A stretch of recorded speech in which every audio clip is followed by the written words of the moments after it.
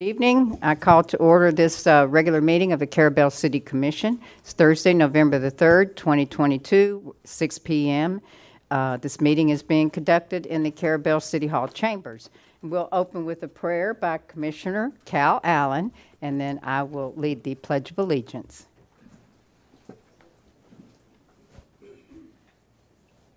Our God and Father in heaven, we're so grateful that we have the ability and the rights in this country to assemble and discuss the things that would be helpful to us in our governments. We ask you to be with us in our judgments, that they might be righteous and honorable, and that much good can come from our meeting tonight. We ask you also to bless those that are sick and afflicted and unable to be out and be with us. And we ask this in the name of your Son. Amen. Amen. I pledge allegiance to the flag of the United States of America and to the republic for which it stands, one nation, under God, indivisible, with liberty and justice for all. Thank you for the prayer, Commissioner Allen. Okay, and good evening and welcome to everyone, and I thank you all for silencing your phones. If you, like I said before, if you want to speak under the public comments, you need to complete a speaker card and hand that to Keisha. Or if you want to speak under any of our agenda items under the discussion, you'll also need to complete that speaker card for a maximum of 3 minutes with a one-time visit to the podium. And loud outbursts are not allowed. And tonight's meeting may run long. We've got several items that have been tabled numerous times from past meetings. We'll take a recess or two along the way. So be patient with us and so that we can hopefully work out some of these final decisions on these topics. The first thing we have to consider is the consent agenda, which has the October 6, 2022 regular commission meeting minutes, and then the October 20th special meeting and the attorney's invoices for September 2022. Has everyone had an opportunity to review these minutes? Do we want to entertain a motion? Motion to approve. Okay, that motion to approve the minutes is by Commissioner Millender. Do we have a second? I'll second. And the second is by Commissioner Brown. Is there any discussion? All in favor? Aye. Any opposed? Okay, and that motion carries. All right, next up we have public comment. And I know that we have Mr. Bill Owen here. He submitted first last week. If you'd like to go ahead, that would be wonderful.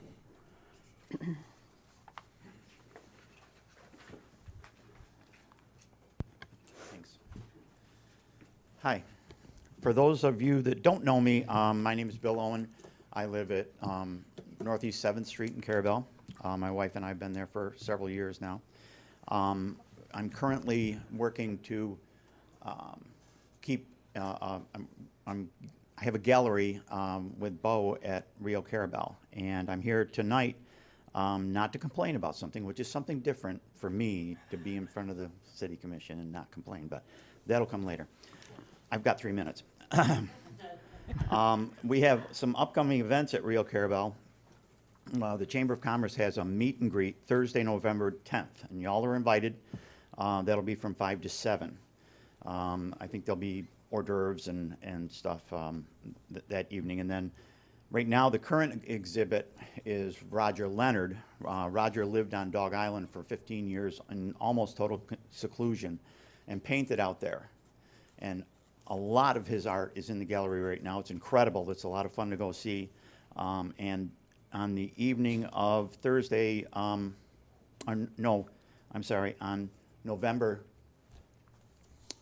Saturday, November 12th, right after the chamber meet and greet, we'll have picky foods and drinks, and Roger will be there, and there'll be a 3-piece jazz trio in Carrabelle.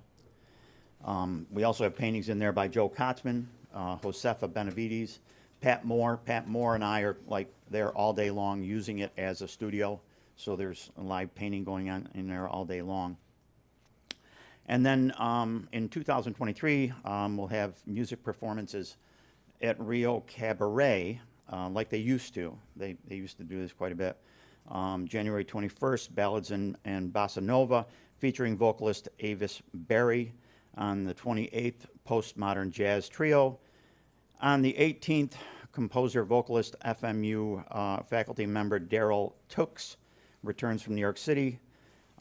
February 25th, Hot Mess, Blues and Zydeco, and they're awesome. Tammy blew her knee out the last time she was out there because she was dancing with these guys, so she went. And these are all supported by the Elsie Newell Funds for the Performing Arts, and tickets go on sale in December. So that's what's going on over there. Y'all come and see us. We're having a great time. We've met so many nice people coming and going.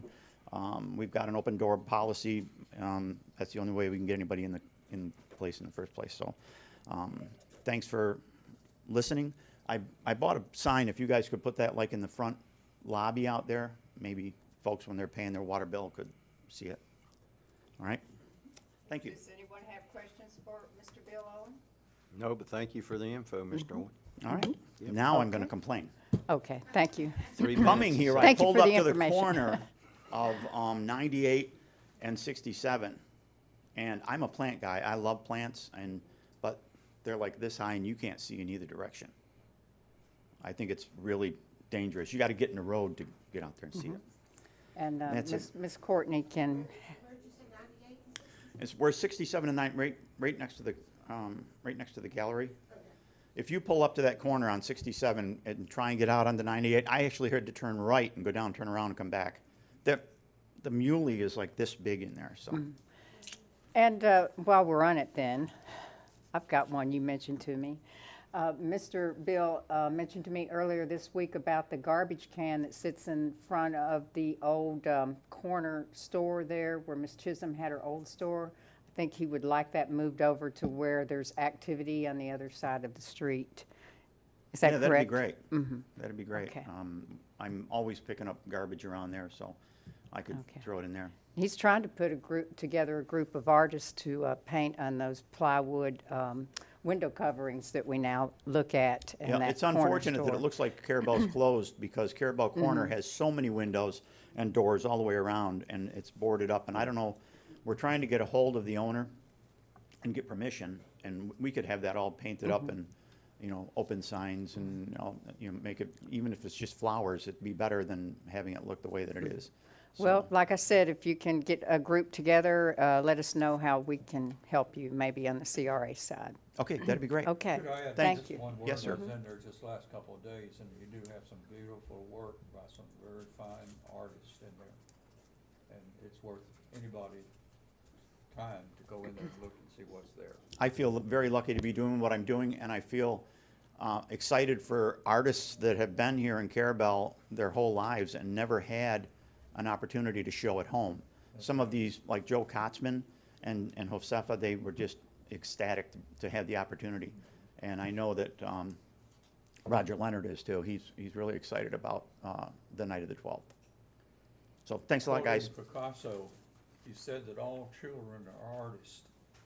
The trick is to remain an artist. I've added my line to it is, unfortunately, the others remain children. I had to wait till I was 67, Cal. Okay, all right, thank you. Okay, next up, who wants to come up next? Who do we have? Okay, I see Miss Sharon Glaze has her hand raised.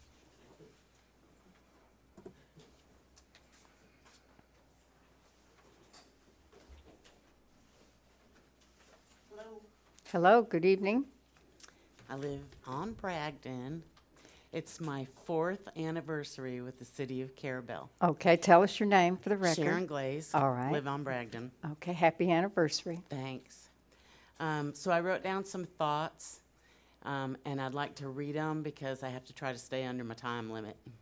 Okay? Is that okay? For you to sit in these seats in these hallowed halls is a noble thing and a privilege. Hallowed describes something respected and admired. Noble means you're expected to have high moral principles and ideals. Privilege is a special right granted only to a particular person or group. You hold amongst you the power and authority to change the lives and the experiences of people who both reside and visit this little piece of paradise called Carrabelle. It's a big responsibility.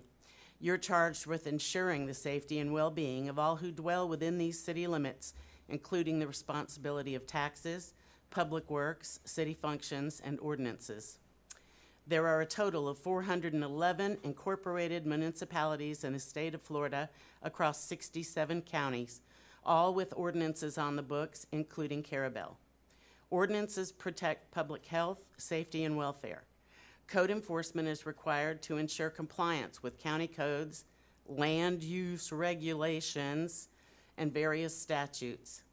If there were no codes enforced throughout the entire state, it would be pure anarchy, and we have a little taste of anarchy here in Carrabelle. During the meetings and workshops held in this building, an attorney is on hand to make sure the legality of city affairs is clearly understood to run the city efficiently and effectively. Leaders must know the difference between illegal and unethical and where the line between the two blurs. Something may very well be legal but still not be ethical or morally right.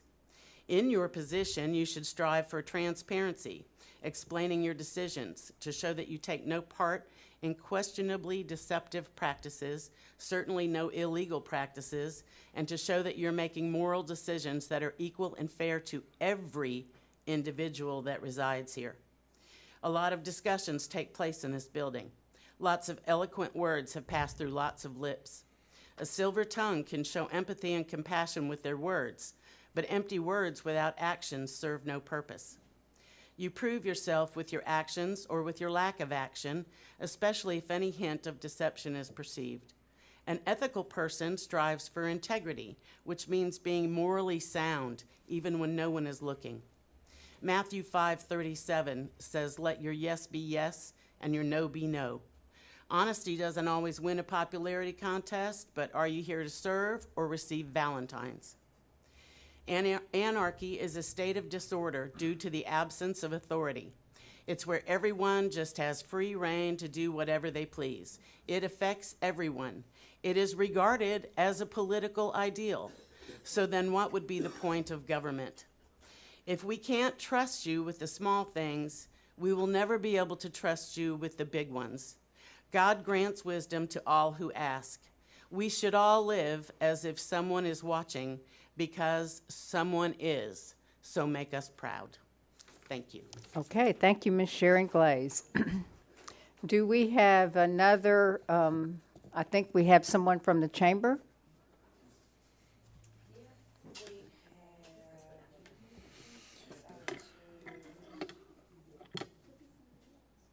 It looks like. Any more public comment? Yeah, I Okay. don't see anything for public. I see Laura. Were you going to speak under public comment?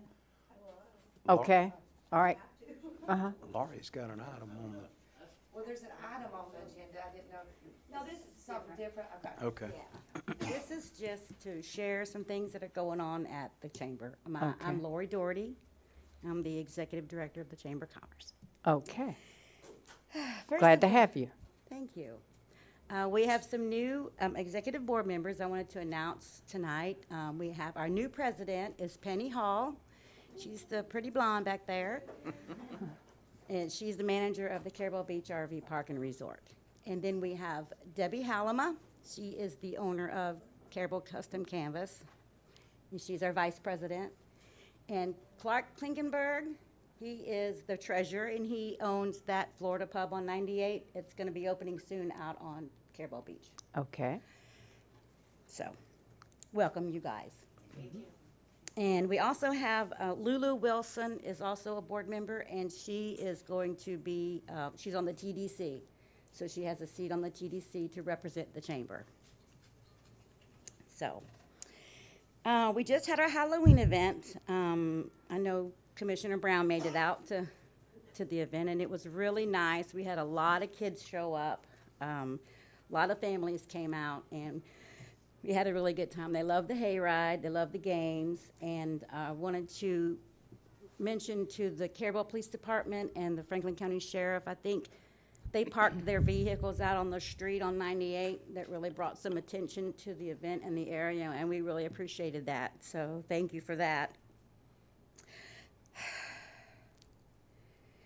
Then we have Shop Small Saturday coming up the end of November, November 26th. I don't know if you're familiar with that, but that is a day where we promote the small businesses of the area, try to get everybody to come out. We're going to have a welcome center at the chamber, and we're going to pass out refreshments, and we're going to have a treasure map guide, and all of our retail businesses and restaurants will be on there, and we'll pass that out and send them on their way for shopping. And then last but not least, the holiday on the harbor is December the 10th. This is going to be fun. We've got a good head start. We've got 18 vendors now and about 5 boats, and it's early. So we're expecting a really good response there. We've got 2 new things for the kids this year. We're going to have a big inflatable double slide to go with the bouncy house that the sheriff's office always donates each time. And then we're going to have a petting zoo this year for the kids. So that'll be fun. But we do need sponsors, we do need volunteers, so anybody interested, all of this information is on our website, or you can give me a call and we can definitely put you to work. And that's all I have. All right. Do the commissioners have questions for Lori Doherty?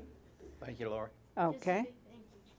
Yeah. And thank you and the chamber for all Chamber you do for the city of Carrabelle's businesses and the city of Carrabelle. You're very welcome. Okay, we appreciate I love your Carrabelle. promotion of the area. Thank you for coming. Are you under public comment? Well, I thought I would, since it's Lantern Fest. And Did you complete a speaker card? Yes. Okay. We're trying to, get people corralled up here to act in a civil manner. I've been working on it for years, and I guess I'll continue. Well, I'll try to be civil. Okay. So I'm Steve Allen. I'm the president of the Carrabelle Lighthouse Association. And since everyone was announcing events, we have an important event coming up on November the 19th. It's the Lantern Fest, and it's the 127th birthday of the Lighthouse, and we'll have Joan Mady's collection of lanterns, and it's a lovely evening. My understanding is that you are going to be one of the lantern ladies. You got to be the lantern lady last year, I believe, and it's a lot of fun. The date of that is Saturday, November 19th from 6 to 10 p.m. We have Bottom Dollar Boys Bluegrass Band. The Tallahassee Community Dancers will be back. They've been here every year. They're a lot of fun. They actually come early and help us set up. Ancient craft demonstrations, tower climbs, museum exhibits. And we plan to feature, we've moved along, progressed enough for the stage to be able, the ship, which is on the image, to be used for the stage this year. So we'll have the dock and the bands in that, and it'll be sort of a new thing. So it's moving along very quickly, and I've been out working, and that's why I won't have a report. But do want you all to come out. We, I think, need volunteers. If you're out of town for the weekend, we've got some time beforehand putting up lanterns. Looking forward to seeing you as the lantern lady, one of the lantern ladies, and that's it. Okay, do we have questions or comments for Mr. Allen? Thank you, sir. Okay, and Steve, Huh? Will it float? Oh, yes, it's going to float for a few Okay. minutes, and then it's going to sink. Then we'll feature it as a shipwreck, so you can't Yeah. lose. Sorry, I brought that up. thank you, Steve, for all the volunteer work you do. Yes. We appreciate it, and all the work now that you're doing on this boat. It's And coming along quickly. Okay. I'm excited. all right, Little kid. we appreciate your report too. Thank you. All right, is there any other public comment? Ms. Keisha, do you have any other cards? All right, then. We will move on to the commissioner reports. Do we have Ms. Brown, do you have a report for us? Oh, everyone's covered all the events in Carrabelle. I'm just excited to be a part of it. Okay, very good. Commissioner Allen, do you have a report for us? I don't have a report. Okay, and Commissioner Walden? Commissioner Millender? No, nothing tonight. Okay, well, I always have a report, so we'll get right into it. And I want to let everyone know that early in October, the city administrator and Commissioner Brown and Ms. Chase Chisholm, who is an appointed CRA board member, and myself had the honor and the privilege to attend the Florida Redevelopment Association Conference for Florida Community Redevelopment Agencies. And this is an educational opportunity to learn about recent amendments to Florida Statute 163, Part 3, learn about the best practices, policy makings, new ideas and methodologies, leveraging revenues, information on increased accountability and transparency requirements by the state, and overall revitalizing CRA districts. And this year, though, most all of the conference lectures included some reference to Hurricane Ian.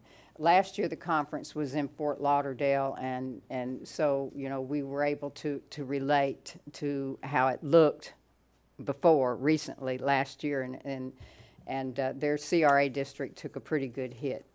So, but CRAs are required to use the increment revenues to provide services within the CRA district that are above and beyond the minimum services that are provided by the city.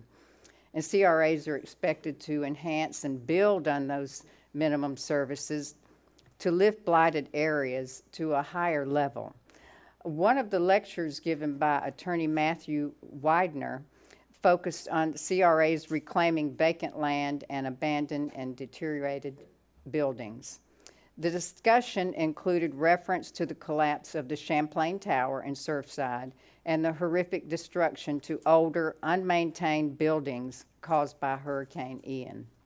There was also reference to the mass cancellations of casualty and flood insurance policies throughout Florida in the aftermath of Hurricane Ian. And because of the multitude of substandard buildings in Florida and their potential to cause damage to other properties during a catastrophe and to become a massive cleanup expense in the aftermath, Mr. Widener strongly expects there will be calls for changes to the building codes by the Florida legislature, like the code changes that took place after Hurricane Andrew in 1996. As well, he absolutely expects the legislature to mandate local governments, that is local governments are county and municipalities, to enforce codes and ordinances on deteriorated and abandoned buildings before they become a hazard during a storm and an insurance liability after a storm. Mr. Widener said there will be a heightened standard of expectation for commercial and residential structures constructed prior to the recent FEMA flood elevation guideline changes. As buildings become older and deteriorated, they are easily wiped out during a catastrophe and forever gone. The appearance of old Florida community is forever changed, just as we see happening right now in Mexico Beach after Hurricane Michael. It is important that at-risk buildings are kept maintained, not only for the reasons previously described, but to preserve the old look that we all love and to preserve the affordable housing and affordable commercial building space we all need. So we can expect some unfunded mandates regarding code enforcement of deteriorated buildings and ongoing building inspections from the legislature, not this upcoming session, the next one. And finally, I want to let everyone know that on behalf of the city of Carrabelle, I received a very kind thank you letter from the sheriff for the $3,000 donation to the Franklin County Sheriff's Office Charity Fund to send much needed supplies to those impacted by Hurricane Ian. That's all I have for this evening, and we'll go to the attorney's report. Thank you.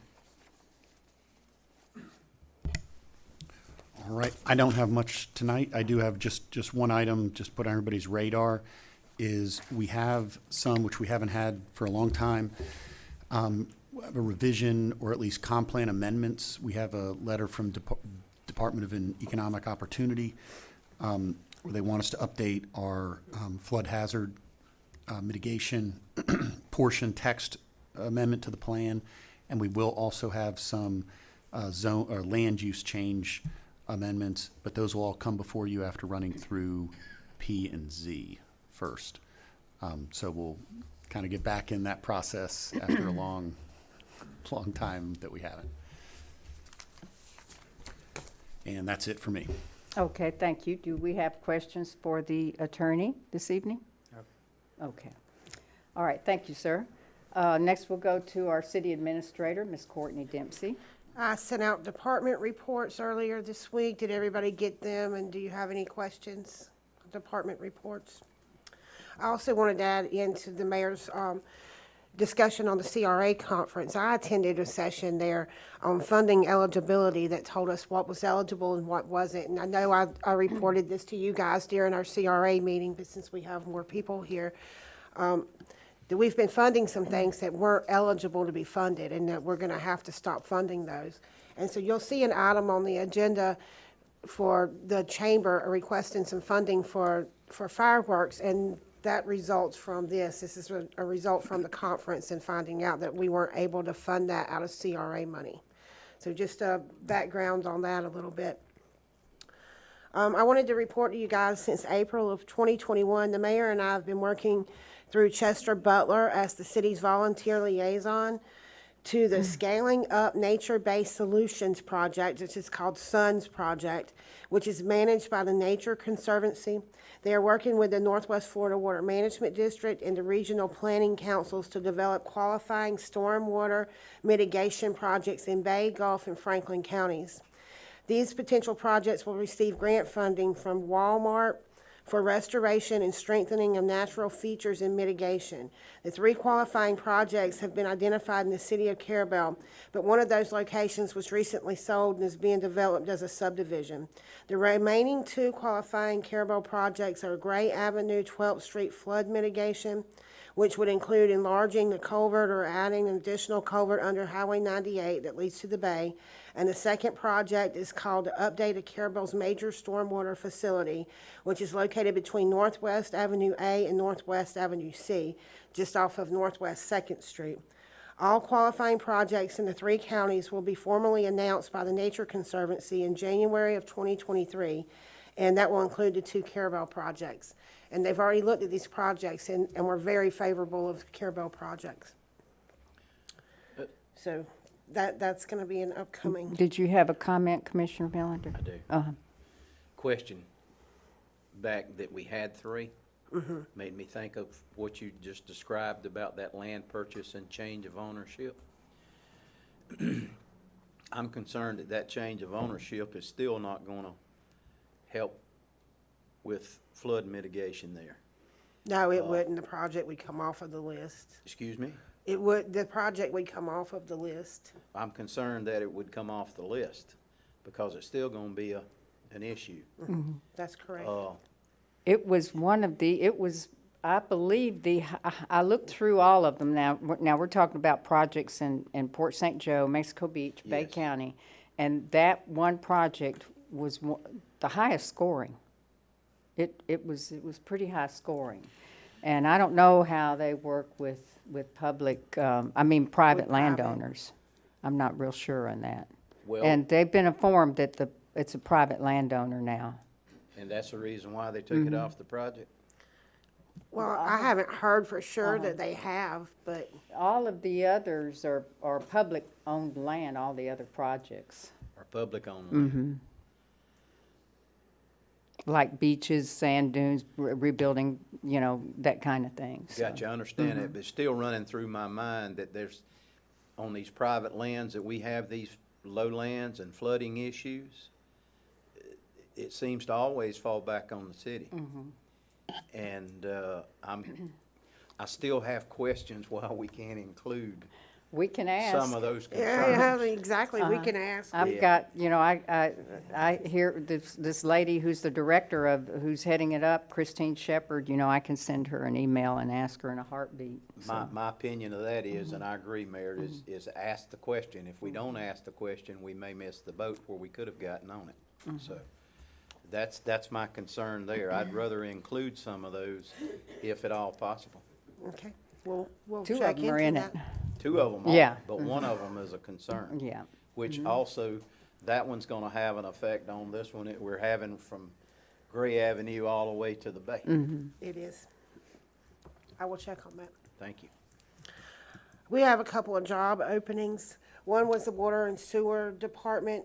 We budgeted for a new employee, and so Charlie's asked that we go ahead and advertise that one. Our streets and roads had an unexpected leave, so we have an unexpected opening. And I'm gonna ask for permission for staff to go ahead and fill that position instead of having to wait. We're kind of in a circumstance where we only have 2 employees, and if one's out, then we only have 1 employee. I know this past week, we had one that he had a doctor's appointment 2 different days, so we only had 1 employee And 2 plus- days this week. Plus, the inmates are undependable when it's going to be, they're going to allow the inmates to come out They and don't work. always, if they're on lockdown or, you know, they don't always let an inmate out, and they're only getting 1 to 2 inmates per person, so we don't have a full staff.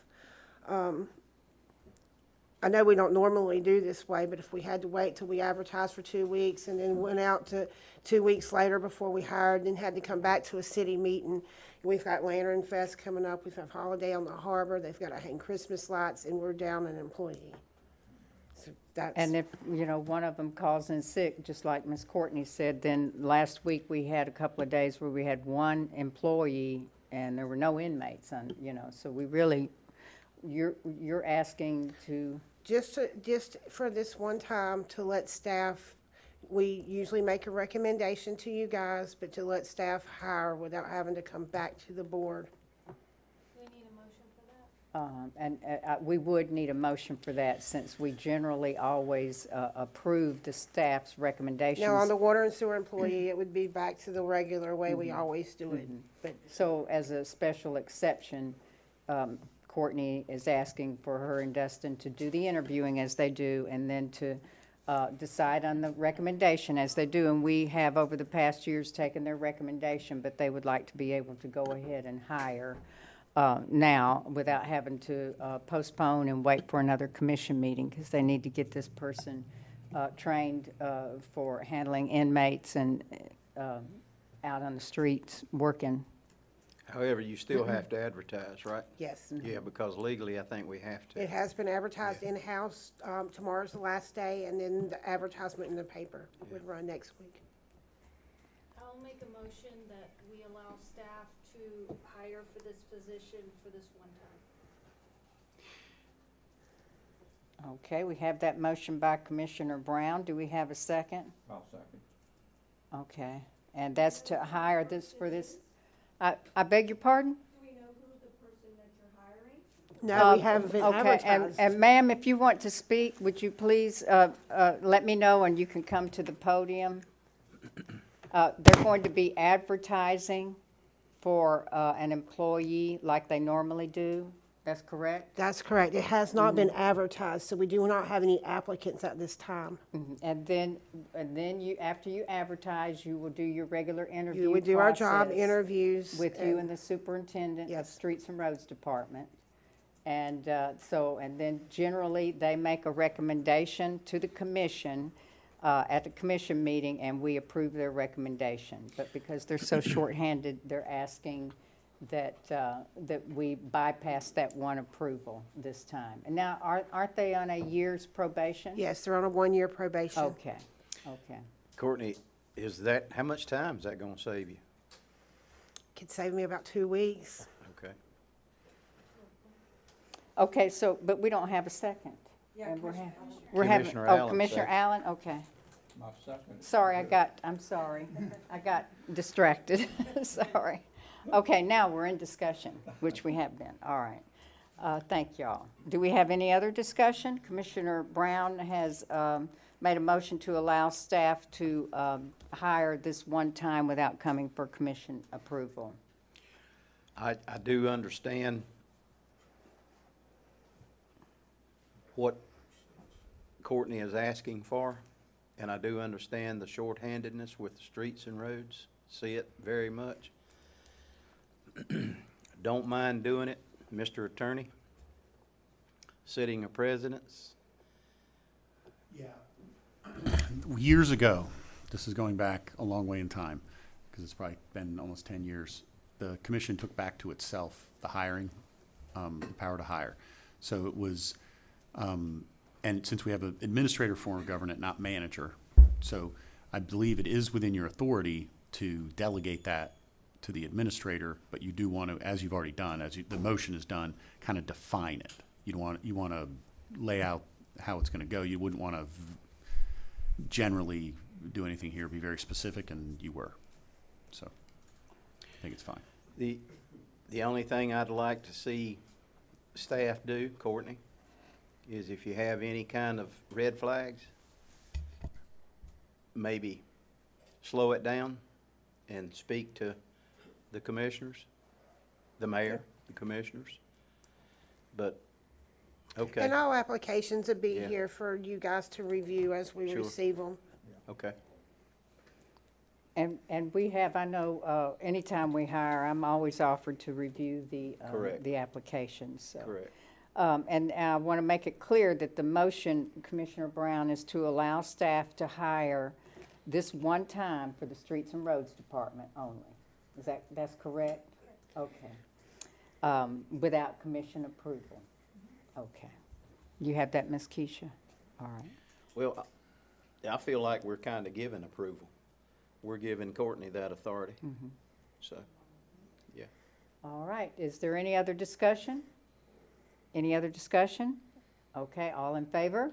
Aye. Any opposed?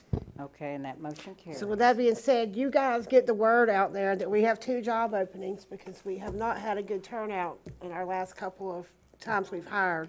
So if y'all know anyone that's looking for a job, And the benefits are amazing. please come pick up an application. Those 2 jobs are, Courtney, for the public One's benefits. for the Water and Sewer Department and one is for the Streets and Roads Department. Okay. And then I think the chief is going to give a little report under my report.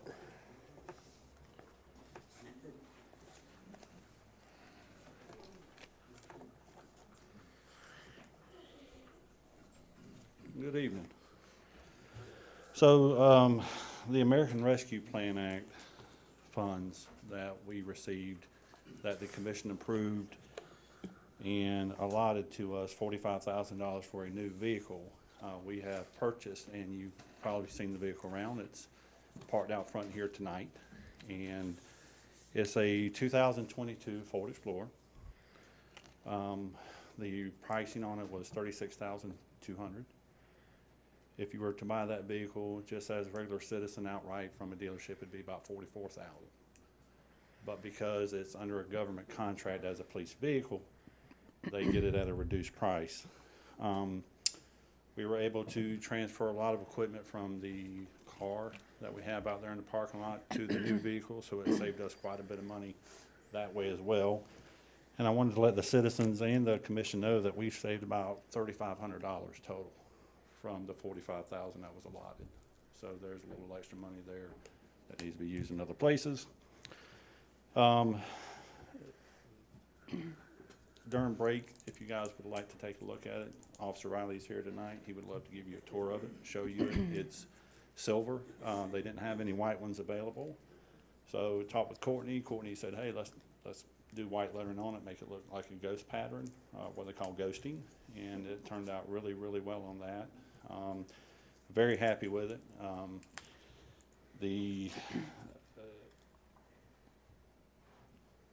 There was a rumor going around that it has a canine cage in it, and I just wanted to let everybody know that it does not have a canine cage. It has what we call a half cage. All of our police vehicles have them. It is just for humans. So if anybody would like to take a ride in the back seat, let us know, and we'll be more than happy to accommodate you. So, but I just wanted to bring that before the commission tonight, give you guys an update, and would love for you to take a look at it. I think that is our 4th vehicle now in the last year and a half through other funding. The great thing is we only financed 1 out of the 4 new ones that we've purchased over the last few years. So it's working out really well, and our fleet is up to date for a long time, so we shouldn't have to have any new vehicles for a while. So, but I would love for you guys to take a look at it. I'm very proud of it. Officer Riley really enjoys it. He's very thankful for it as well. And any citizens, anybody who wants to take a look at it, any of our vehicles, any of our stuff, you're more than welcome. Call me, come by, see me. I have an open door policy. You guys are more than welcome to stop by anytime. So that's all. All right, well, I thank Thank you very much. Do we have questions to Chief Schuman regarding anything that he's just talked about, or the vehicle? Okay. Have we mentioned in the past that the Taurus now has been turned over for administrative use? Yeah, the Taurus is, Okay. yeah, we turned it over to Courtney and Keisha to use for city business. One thing also too I want to mention too is we were able to move the radar and the radio and lights and everything out of that car into this vehicle, so it saved us quite a bit of money. And so Okay. that was really good of Williams Communication to work with us on that and get that changed over for us, but yep, they have the use of the new car now. I think they're waiting to get it scheduled for unstriping. She All said right. wait till after Seafood Festival, so sometime next week we'll take it over and they'll take the police off and put City of Carrabelle. Okay, all right, well, I Just thank you leave the very much. police on there. No, I don't want them to get shot I at. want Keisha to be the police. Okay, now we have a question. Would you come forward, please, and state your name? And it may be a question for you, Chief, I don't know. Little humor. Okay, speak it because we're recording audio. Susie Mo Dispatcher. Now, what's up with the car that's sitting out at the or the forest station at 98? So we have, that's our officer who lives out in the next county, and he just drives it there, so it's easier for him to get access to, but it's still within our county. Okay. And we have a county policy with, yeah, yes, ma'am. Okay, I thank you very much. Thank you, Officer Riley, for bringing your drive in for us to see and letting us take a look during recess as well. Okay. All right, do we have any other questions for Ms. Courtney? Okay. Thank you very much. I appreciate it. And we'll move on to the city clerk. All right, get your calendars out. November 8th is Election Day, so make sure everybody gets out and vote. They have early voting going on now until then, so, and that is at the Courthouse Annex here in Carrabelle. November 11th. Hold on. Courthouse Annex for early voting, but regular voting will be at the senior. Yes, your At the normal senior polling center. place, yes. Yes, At the Senior Center on Avenue F. Right. correct. Thank you. November 11th will be closed for Veterans Day. November 17th is our scheduled P&Z meeting at 2 o'clock. I don't have anything as of now, but that could change. November 17th will be our swearing-in meeting for the election for the newly elected commissioners. That will be at 6 o'clock, like we normally do, and that's in our charter, so. November 24th and 25th, we will be closed for Thanksgiving. We need to schedule, CRA meeting. Oh, I knew I was forgetting one. Yeah. November 15th at 1:30 is the CRA meeting. I've just advised the commissioner, if you have something to say, just let us know or when we get into discussion. Okay, thanks.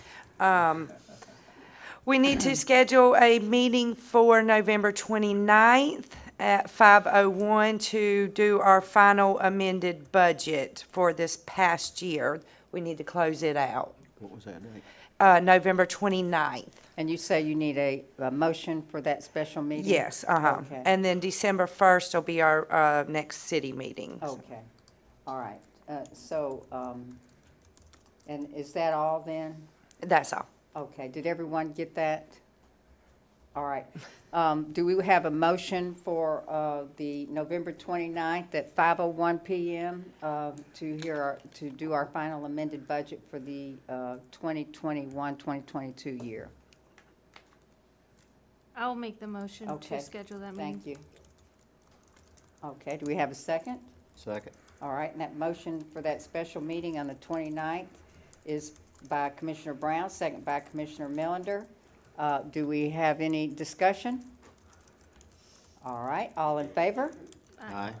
Any opposed? And that motion carries.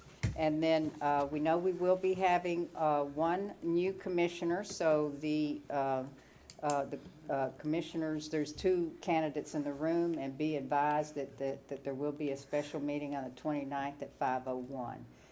Okay? All right. Any other questions for Ms. Keisha? Any other comments for Ms. Keisha? All right. We'll move on to the Innovia report. Thank you. Thank you. For the DOT Small Communities Outreach Project, The Hill, we'll be coordinating with North Florida Asphalt to receive their final pay request, and then coordinating with DOT for reimbursement for the DOT portion of that funding. The additional road paving projects were completed, and that pay request was reviewed and approved and has been processed at this point.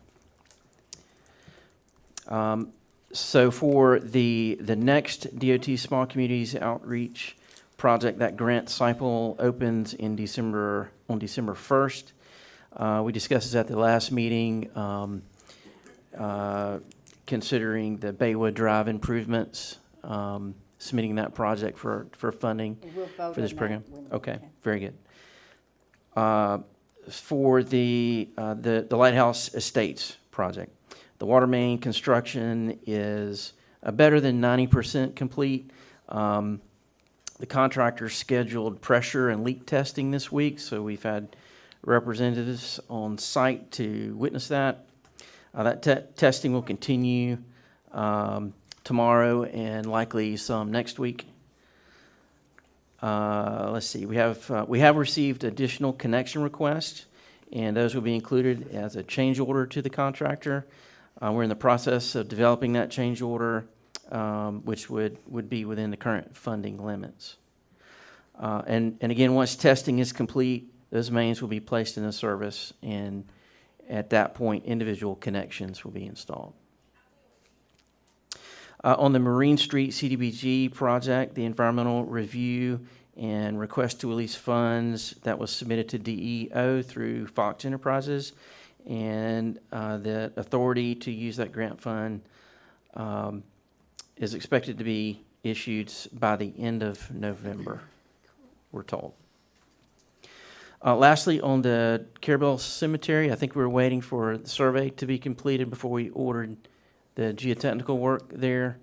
And I'm not aware that survey has been completed yet. Has it been completed, Ms. Courtney? He's still working. He hasn't got it to us yet. Okay. Okay. All right, thank you. Okay. So we'll just monitor that and make sure we get that. Okay, ordered so for- we'll go back, and I know we may have questions, but we'll go ahead and address the, Russell wants to know if we want to approve the FDOT SCOP grant application for the stormwater drainage improvements and resurfacing of Baywood Drive to submit again to the FDOT for the 3rd time. Yes. But we did that for the Southeast Avenue D and 5th Street. I believe the 3rd time was a win on that. So would we like to submit again? I'm gonna make a motion to resubmit that grant. I'll second. Okay. Okay. That motion to resubmit the FDOT SCOP grant application for Baywood Drive is made by Commissioner Millender, second by Commissioner Brown. Is there any other discussion? Okay, and I will ask, will this be, are you going to up the request amount? Yes, we will. Okay. We will, Uh-huh. based on the best available historical cost information. Okay, Yeah. all right, thank you very much. Do we have any other questions or comments for Mr. Russell? I have, Okay. I have one. On Lighthouse Point, Yes. do you have an estimated time that those are gonna come online? You had mentioned about them coming online. Do you have an estimated date or time for that? Yes, the contractor was anticipating that sometime within the month of November. I suspect that will bleed into December and January.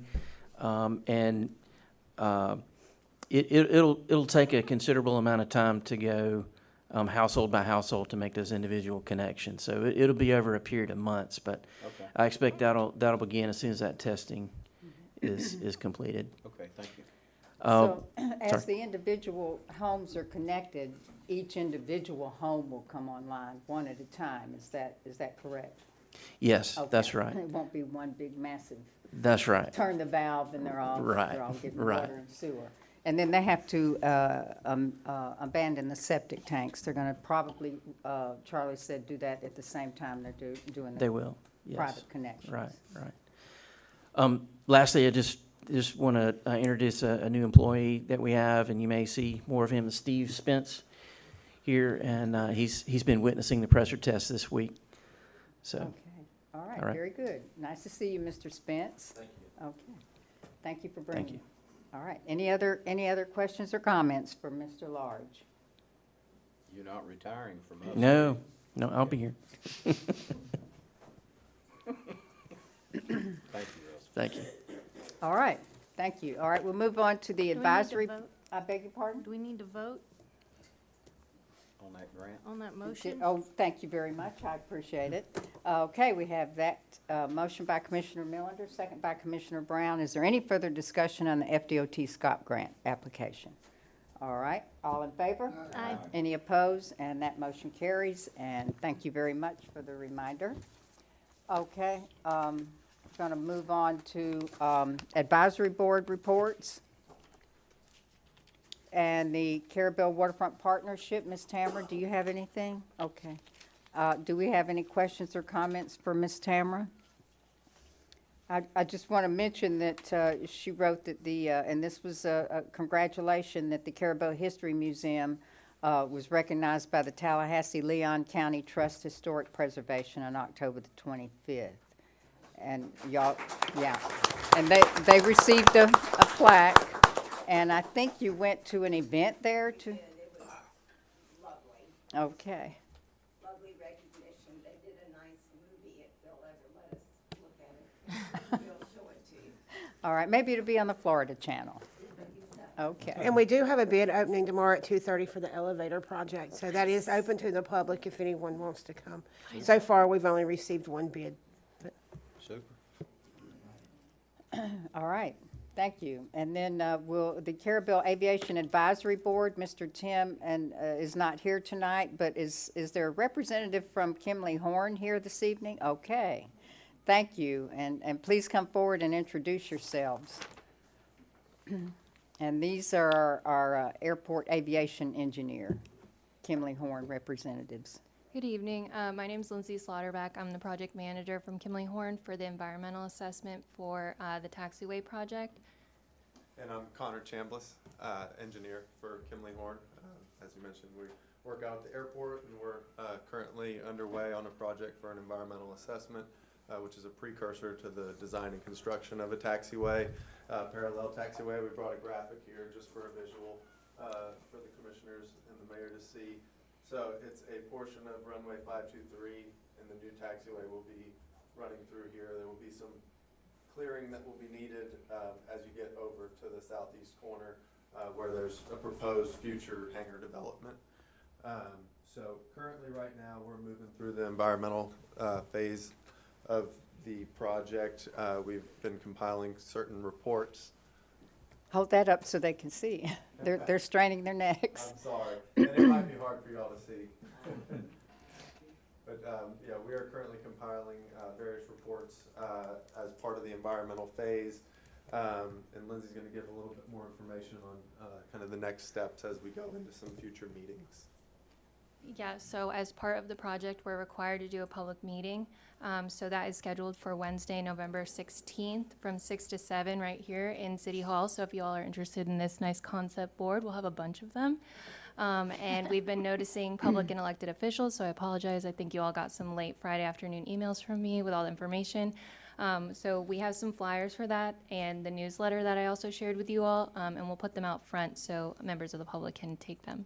But again, it's for the public to see our technical reports, the draft version, because they're not completely done yet, and to see some nice graphics. So we hope to see you all there. Okay, thank you. Do the, go ahead. The date? Oh, November 16th. 16th, yeah. Here at City Hall at 6 p.m.? Yes. Do we have questions or comments? All right. Well, thank you very much for coming, Thank and you for your you're time welcome. tonight. Okay, and Thank you're you welcome both. to stay the rest of the meeting if you'd like, but I know you've got to go to Tallahassee. We love So, it here, but. bye-bye. Thank you so much.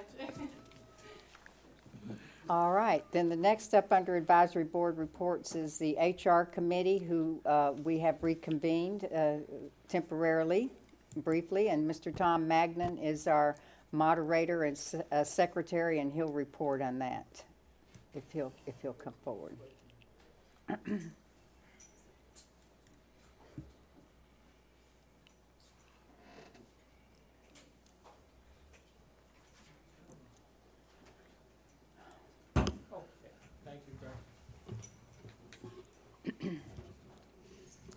Good evening, everyone. Good evening, Mr. Magnan. Hi.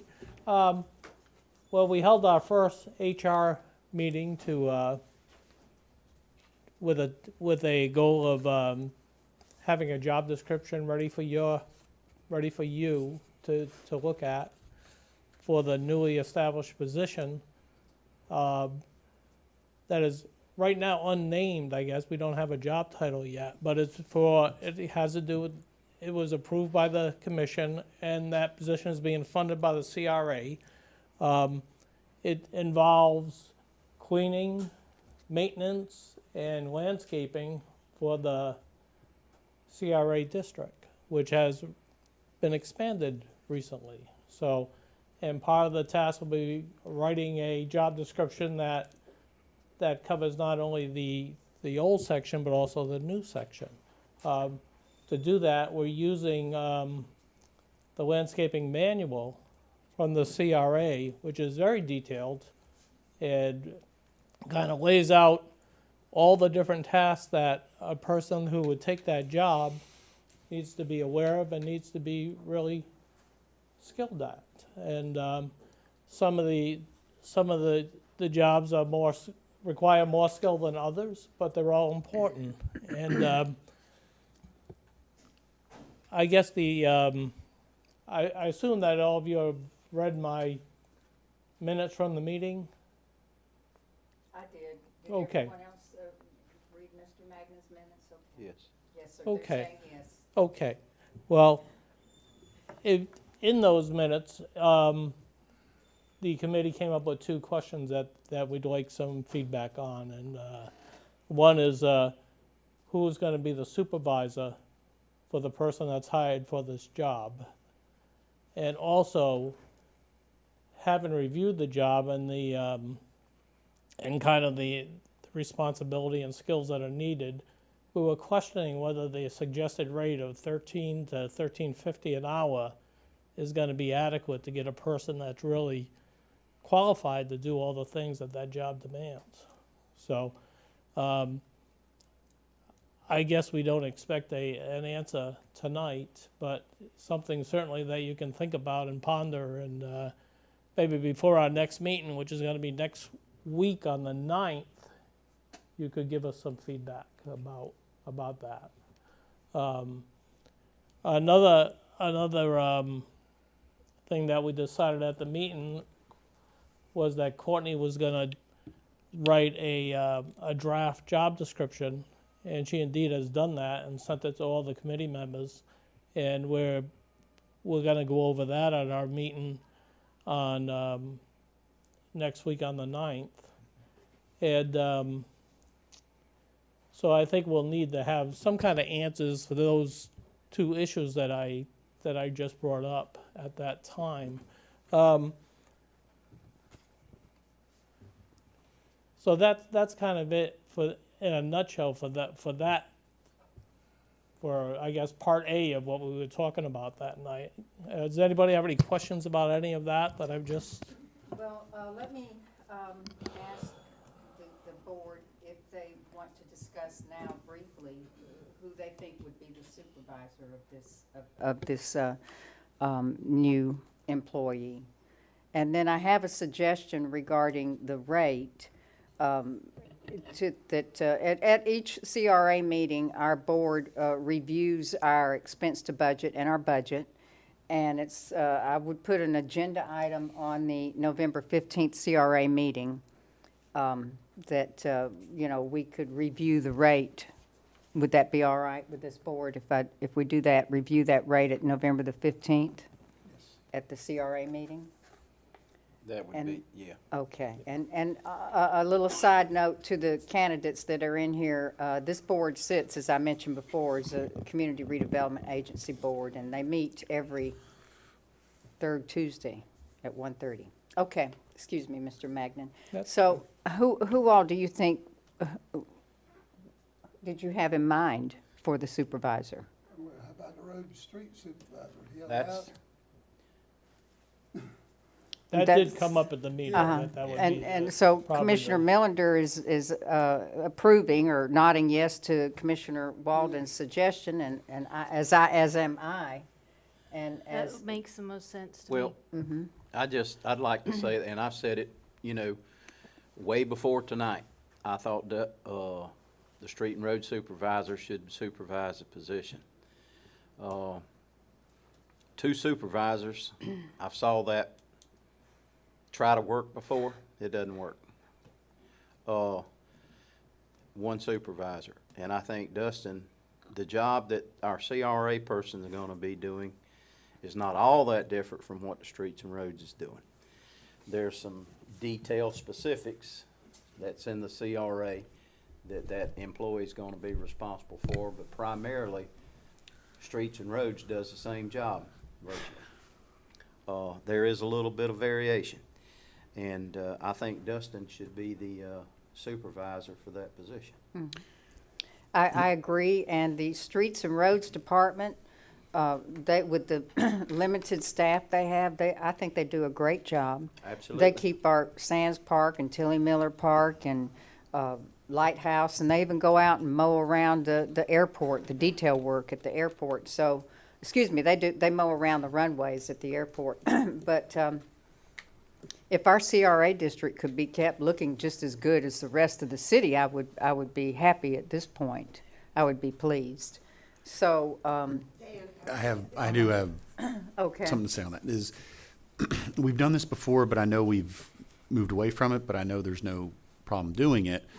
But it is a separate agency, the CRA, so it probably wouldn't, having a city employee, head of a department, without a CRA title, directing a CRA employee would be a problem, I think. I think it would, I understand the lot, I mean, as a practical matter, I totally get it. I mean, it makes the most sense. But I know what we bounced this around a little bit before. Courtney wears 2 hats, being, and you hate to run it back through Courtney, but she can, we have to decide how we want to do this. We have 2 ways of doing it, I think. One is running it through Courtney. The second is paying Dustin something from the CRA budget so that he's essentially wearing 2 hats a little bit also to oversee that employee. That would mean that Dustin would need, his job title would be altered a little bit, similar to how Miranda's job title was altered back to include HR supervisor, or whatever it is, administrative. She's got like 3 titles now. So we would, you know, and when we refer to Courtney, a lot of times we go city administrator / CRA director, and we Right. could, you know, I change his title a little bit. had thought about that already, and I agree that that some of the CRA funding could support some of Dustin's salary, and him be supervising CRA and streets and roads, or a CRA employee in streets and roads. Ever how we need to do it legally, that's the way I would like to do it myself. I can't speak for the other members.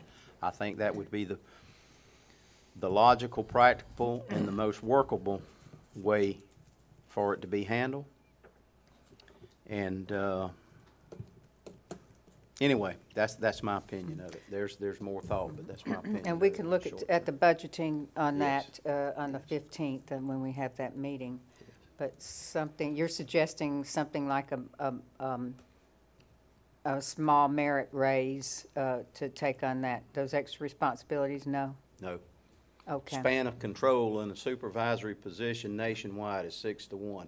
He has 2 employees. He's been actually doing a large percent of the work in the CRA district Yes, they have. as we see it right now.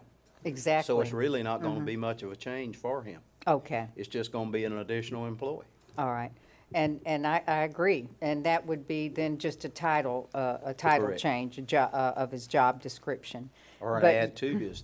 But yes, Mr. Magnan, the Streets and Roads Department has been doing all of the expanded district. The Streets and Roads Department has been doing that since Carrabelle has had a Streets and Roads Department.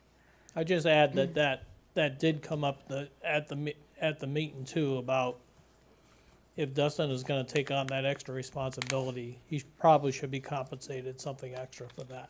So we did that was part of our discussion, so, but of course, that's up to you. And Ms. Courtney takes on a lot of CRA duties, a tremendous amount, and she's not reimbursed, she's not given any extra funding for that, those extra duties. A lot of our city employees do, Ms. Miranda, Keisha does the minutes for us, so. yes. Okay. And Miranda does the finance work on it. But Courtney has the largest bulk of the work being the CRA director. Okay. And Just giving you the information that. the airport was manager. discussed. Courtney's the airport manager as well. Yeah, So, Well, yeah, okay. I know, knowing even what I know as a citizen and as being on the HR committee, I realize how many hats the employees have, particularly the department heads, I think. And,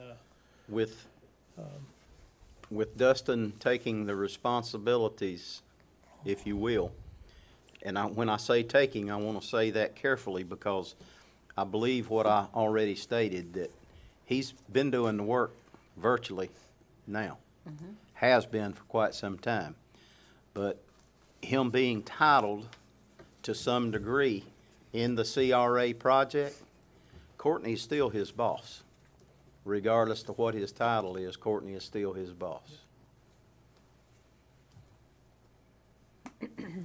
I have a question. Okay.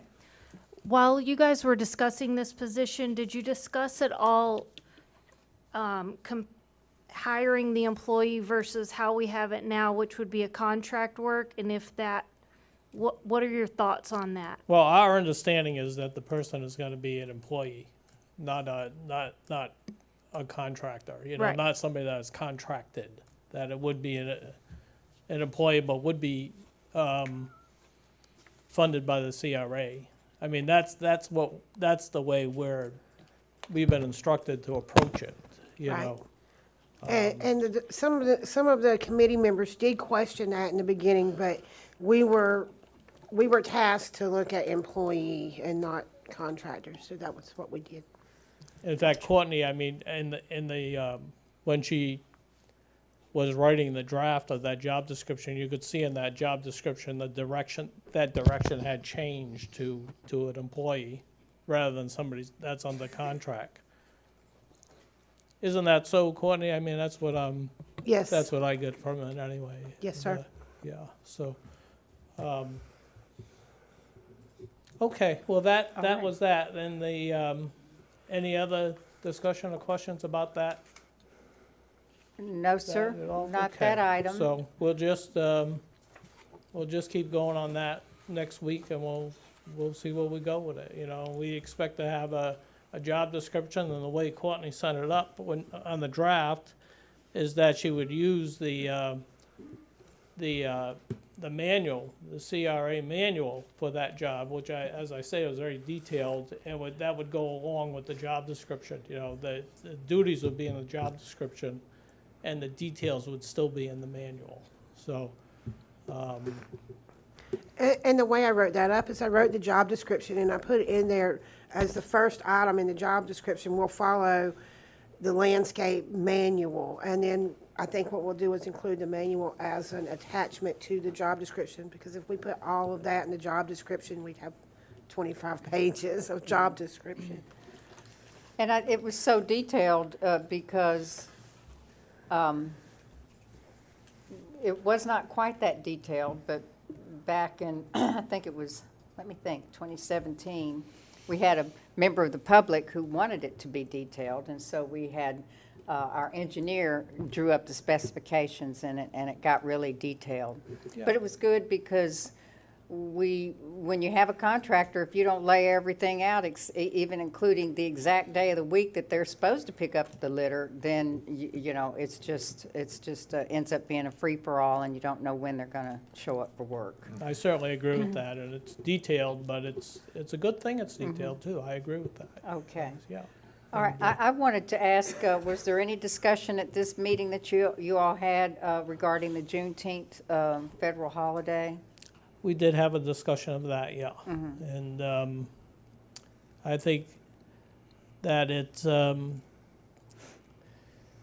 something that the department heads really cared about, you know, and I think I put in the minutes that they didn't want that holiday to substitute for an existing holiday. And saw that more as a floating holiday too, which is I guess not as desirable as having a Monday holiday. But we didn't reach any conclusion on it. I know Courtney was gonna. I don't know if you had a chance to call around at all, Courtney. I have a few of them, but Yeah. I'm not done yet. Yeah, I mean that's we didn't have a whole lot of time to work on that, so Okay. we'll bring that up and we'll try to get as much information as we can Okay, about that. and yeah. for me, I'm mostly interested in what the other government agencies, how many holidays they get throughout the year and what those holidays are, so that we can, you know, kind of offer the same. Okay. And we did realize that that's a federal holiday and it's important to recognize it, so. All right. All right. Okay. Do we have any other questions or comments for Mr. Magnan? Just Well, want, just want to thank you again, Mr. Tom, for your work. Appreciate you. And thank you, Well, it's my Mr. pleasure. Tom is volunteering to moderate this committee that we have, and we appreciate it. Thank you, Okay, sir. Thank you.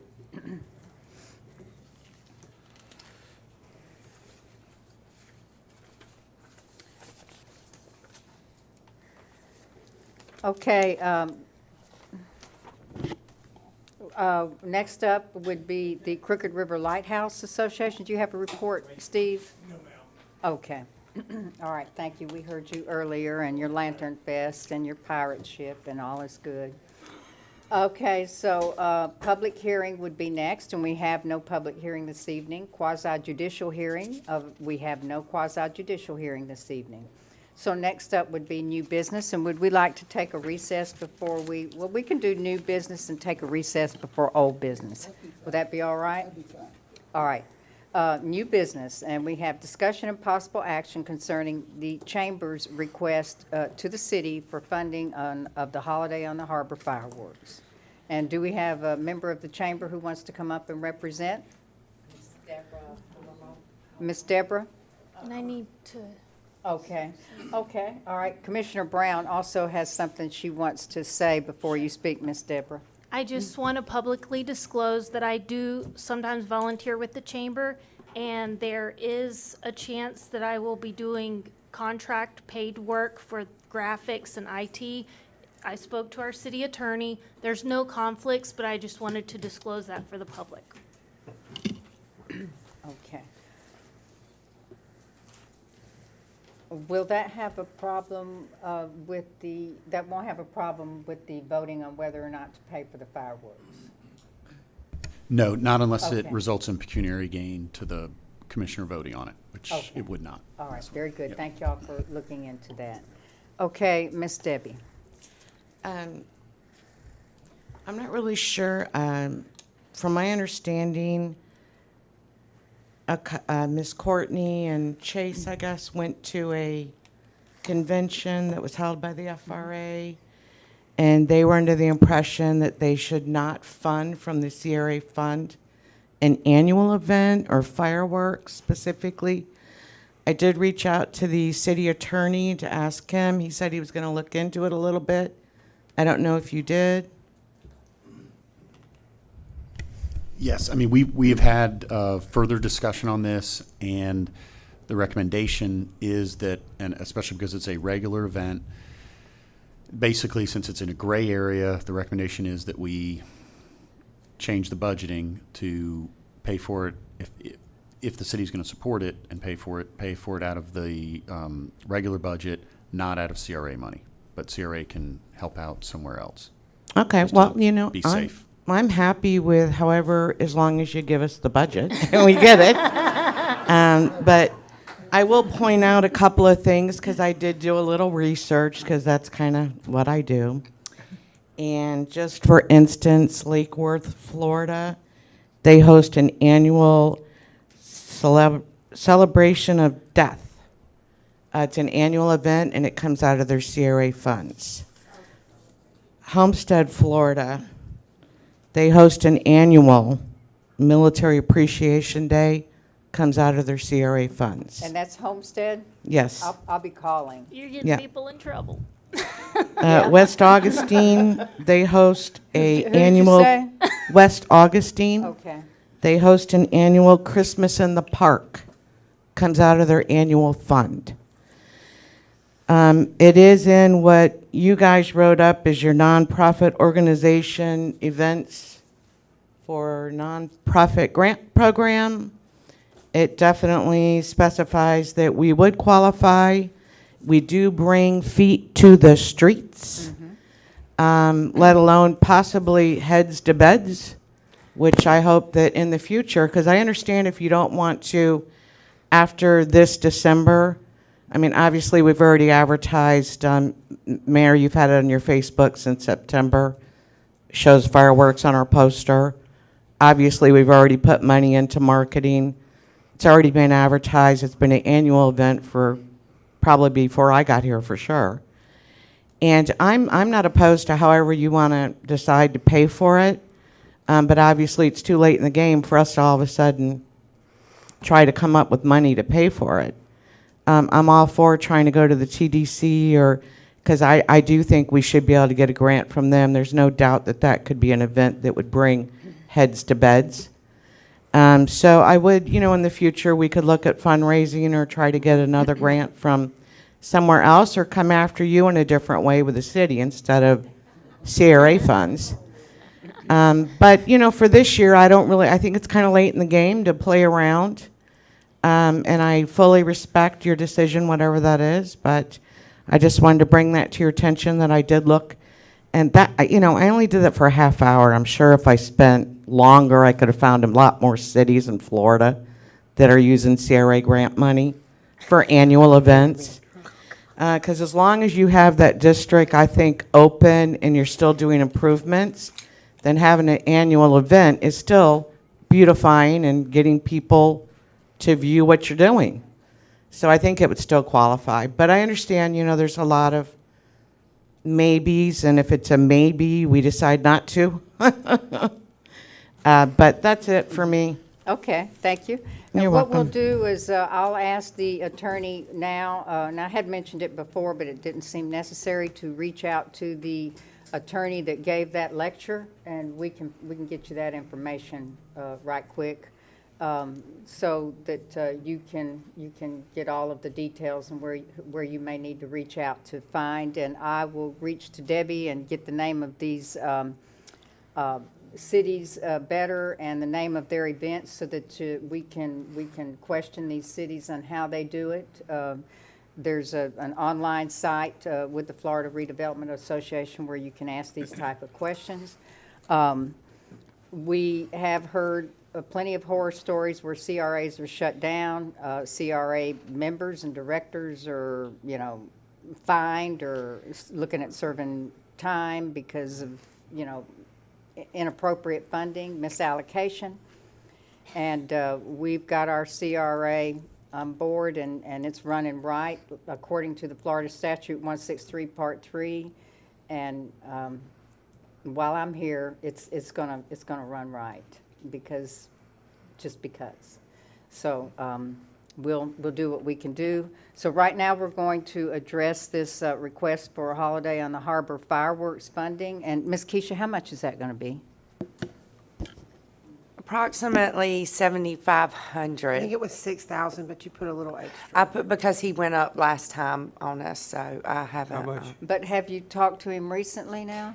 No, he reached out to me, but I did not want to schedule anything without knowing where the money's coming from, so, but it was 6,000 was what was quoted, so. Okay.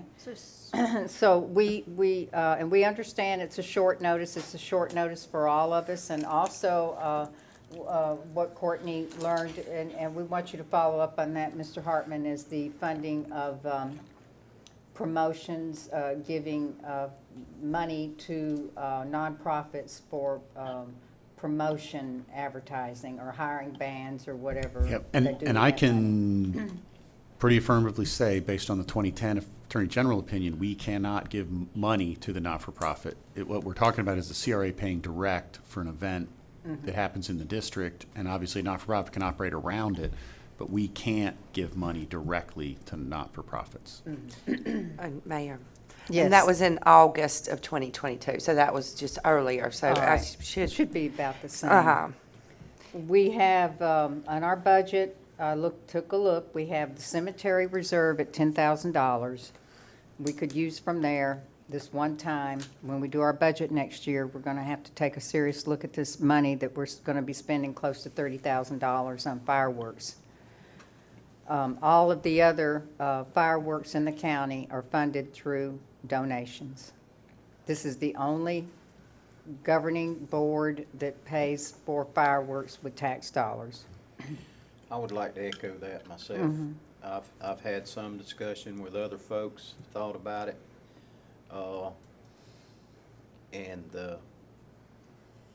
It's difficult to budget, for me, to sit up here and budget taxpayers' money, especially in the amounts that we're going into for fireworks. Don't misunderstand me. I really love and appreciate, especially on the 4th of July fireworks. I know most, I can't speak for everyone, but the ones that I have spoke with, most all the fireworks, especially here in Franklin County, as the mayor stated, they're all funded by donations, with the exception of the city of Carrabelle. And we've been paying for them out of taxpayers' money. And I don't know that that's the right thing or the wrong thing, but I would like to encourage, especially the chamber, which has a big voice, big voice in Carrabelle, a big voice throughout the county, and a big voice throughout Apalachicola, to try to promote and encourage and see if we can get participation in funding by donations some of the fireworks that we have. And there's a lot more I'd like to say, but I'll stop with it at that right there. I'd love to see that happen. And I would help any way that I could. Can I add something? Yes, please. As I stated earlier, I volunteer with the chamber and speak to them pretty much every day, at least one of them. And I have been speaking to them about taking over the responsibility of the 4th of July so that that would not be on the city budget anymore. And they would be able to take in donations exactly like what Commissioner Millender is talking about. So that is something we've been discussing, and I've talked to them about it, so hopefully that'll ease your mind a little bit. But I do think that it is a little short notice for us to pull this funding from them when the event is a month away. So I'm just hoping that at least this one time we can support them and find a way to fund the holiday on the harbor this year. All right, and please, everyone note that we're not pulling funding from them. Ms. Keisha always orders the fireworks, and you and I sign the check for the fireworks. We fund the fireworks. The CRA funds the fireworks. That's not money that was given to the chamber. The CRA supported or partnered in the event with the chamber. And before the CRA started doing that, the city partnered. I actually think it was a volunteer person who donated the money. Well, It was a years private ago. donor. it was a private donor, and also I can go back historically quite some time. when fireworks was first started in Carrabelle, I was pretty young. And my family members were actually did every bit of it on donation. They went around through the community. They went to, there's people out there, believe it or not, that would donate. And we just need to reach to those people, reach out to those people and contact them. And I don't know if, well, Keisha may not even been born at that time. But anyway, they were all funded by donations, and we used to have wonderful fireworks. Thank you. If I could just say one thing about that is, that's why I said I have no problem in the future. I've lived in a lot of different communities. I moved around a lot, always involved. And this is the first city that paid for the fireworks somehow. Normally, we would ask firemen, police to do a weekend with boots in the streets to collect money, or, you know, go to all the private businesses and get them involved, because it's for them too, and for their children and their families to enjoy. So I don't have a problem with that. My only problem is being here just 2 years and didn't have to worry about it, to have it all of a sudden when we've already been advertising it and we can't do the budget for it. And at this late a date, it would be kind of hard for me to find a single donor to just drop it. Okay, we understand that. Okay. And I'm just going to go ahead and mention again that we have $6,000. We have 10 in the cemetery reserve, and we have a set aside funding in the American Rescue Plan to help or get a good development on the new cemetery annex that we need to do. And we also have funding remaining in the CARES Act. So, I don't like to have to make this kind of major funding in the middle of the year like this. All of these kind of things I like to have budgeted. Because we cut our millage rate back below the rollback rate. Because we don't take requests like this in the middle of the year, but we can handle the funding, I believe. Yes, ma'am. I just wanted to add too, me and Courtney kind of reviewed the budget and seen a few things where maybe CRA could supplement some of the tree trimming or stormwater maintenance that's in the CRA district. to kind of, balance the budget back out. Okay. Mayor, Mayor, I'd like to make a motion that we go ahead and fund this as we had already committed to out of general fund budget. We'll work out the details later. My motion is to go ahead and fund out of general fund budget the fireworks as that was scheduled already. For this year? For this year, for the holiday on the harbor. And that's it. I'll second Now, I that. have comment, but anyway. Okay, Ms. Keisha, that motion is by Commissioner Millender to fund the fireworks as committed out of the general fund budget for this year's holiday on the harbor. And second by Commissioner Brown. Discussion. All I want to do is reiterate to Miss Debbie and to the public that this was, you had mentioned at the last moment it was kind of through on you guys. At the last moment it was through on us. We didn't know this until these ladies attended this training session and conference just a couple of weeks ago. That's the first we knew about it. So it was thrown on us as well. Thank you. It was a big surprise. And that's not the only thing that was thrown on us. This is Yeah, just the only thing that's exactly. affecting you all. Okay? And Ms. Laurie? You're welcome. You're welcome very much. Okay. Did we vote? No. Okay. All right. All in favor? Aye. Any opposed? Okay, and that motion carries. All right, thank you. Okay, you're welcome. All right, let's move on to item 2, discussion of possible action regarding street closure for Holiday on the Harbor event on December the 10th, 2022, and I believe Miss Lisa Keith Lucas is just going to make that request. I was going to speed that up. Lisa Keith Lucas on behalf of the Chamber of Commerce. I have a graphics, but it's really tiny, so I'm not going to show it. The Holiday on the Harbor Street closure is a little different this year, and for, I think, some really good reasons. Normally, Holiday on the Harbor, the footprint of that usually only goes from Highway 98 down Marine Street to about Avenue C. But the blossoming of that first block of Marine Street has changed the way we look at this festival, and it's allowing us to shift it further down the street and actually have two phases. One that'll be earlier in the day that will end at 5 o'clock, and then the rest of it that goes on into the evening through the boat parade and fireworks. So in light of that, it's a little more complicated, the street closure, but so bear with me.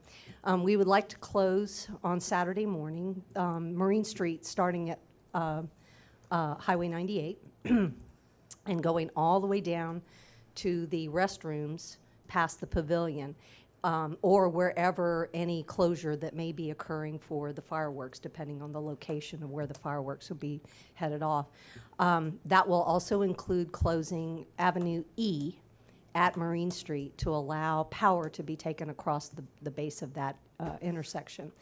Avenue B and C will have closures early in the day. The first block of Avenue B up to the end of Lost Treasures will be closed, and Avenue C will be closed down to the front edge of the overflow boat parking. There's reason for both of those. The first part of the festival will be mostly up at the upper end. The businesses will open at their usual time. We'll have nonprofits on Avenue B. Come 5 o'clock, those will end, and the roadblock will be moved from where it is at the end of Lost Treasures up to Marine Street. So that closes that stretch of Marine Street alone. Avenue C and Marine Street will be the kids zone, and that section will close also at 5 o'clock, and that roadblock will be brought up to Marine Street. So after 5 o'clock, the closure is Marine Street to the pavilion and no side streets at all, just the side streets themselves at the entrance will be closed. And this, I've talked to as many of the businesses as I can along that stretch to allow for this, and I think everybody is reasonably comfortable with the procedure that we've done.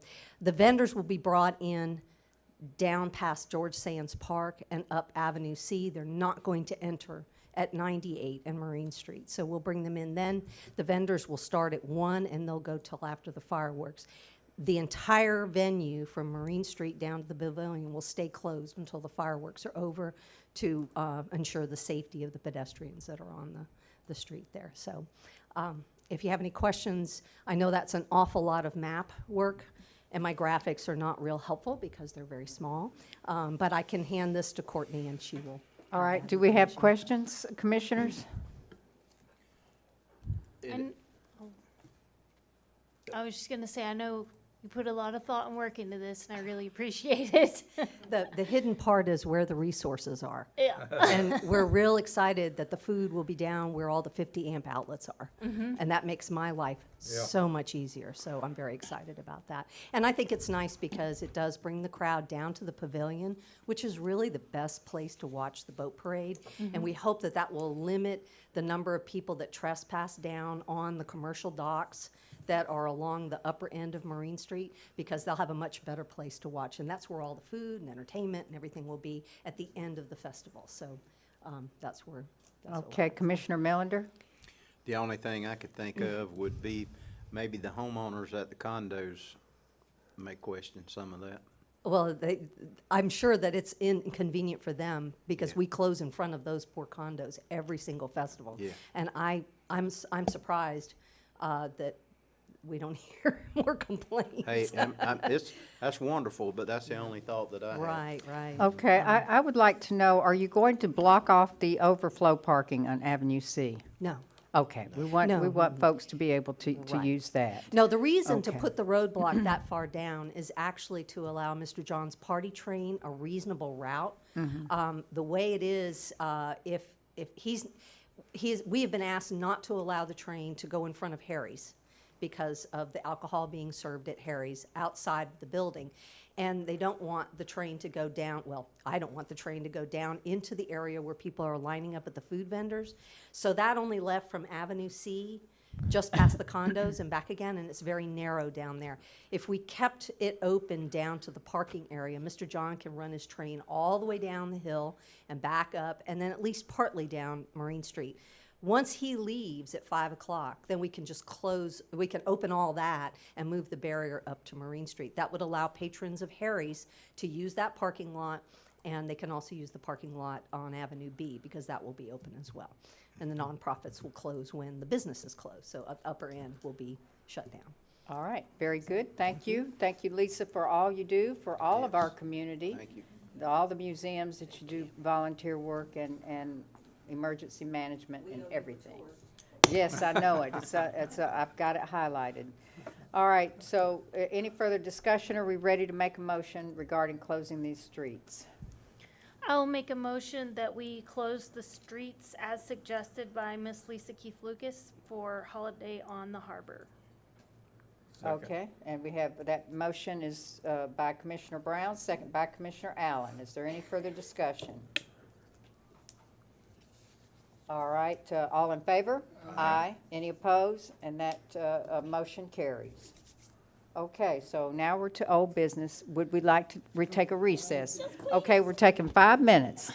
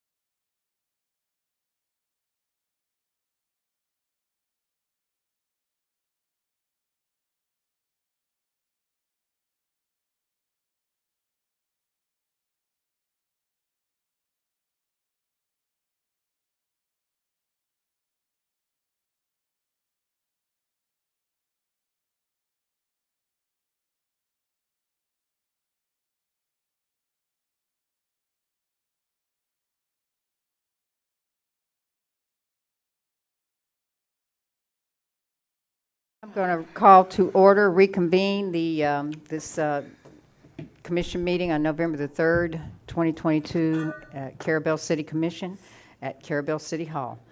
I just got myself out of the half cage, and I've got to get regrouped here. I don't know if you all had a chance to look inside the new police police vehicle. We appreciate them bringing that over, and I got to turn on the lights, and then they wanted me to get in the half cage, so I did. It's tiny. You didn't try the siren? No, I didn't want to alert y'all in here with the siren, but yes, it's tiny. That's what I want to hear. I don't know how a tall person would fit in there, but anyway. All right, so we're under old business now, and item 1 is discussion and possible action concerning the new signage at George Sands Park and Evergreen Cemetery stormwater retention ponds. And the signage is to include prohibiting domestic duck abandonment, educational resources, and contact information for help to rehome unwanted animals. And this is requested by Miss Melissa Ward, who's here this evening.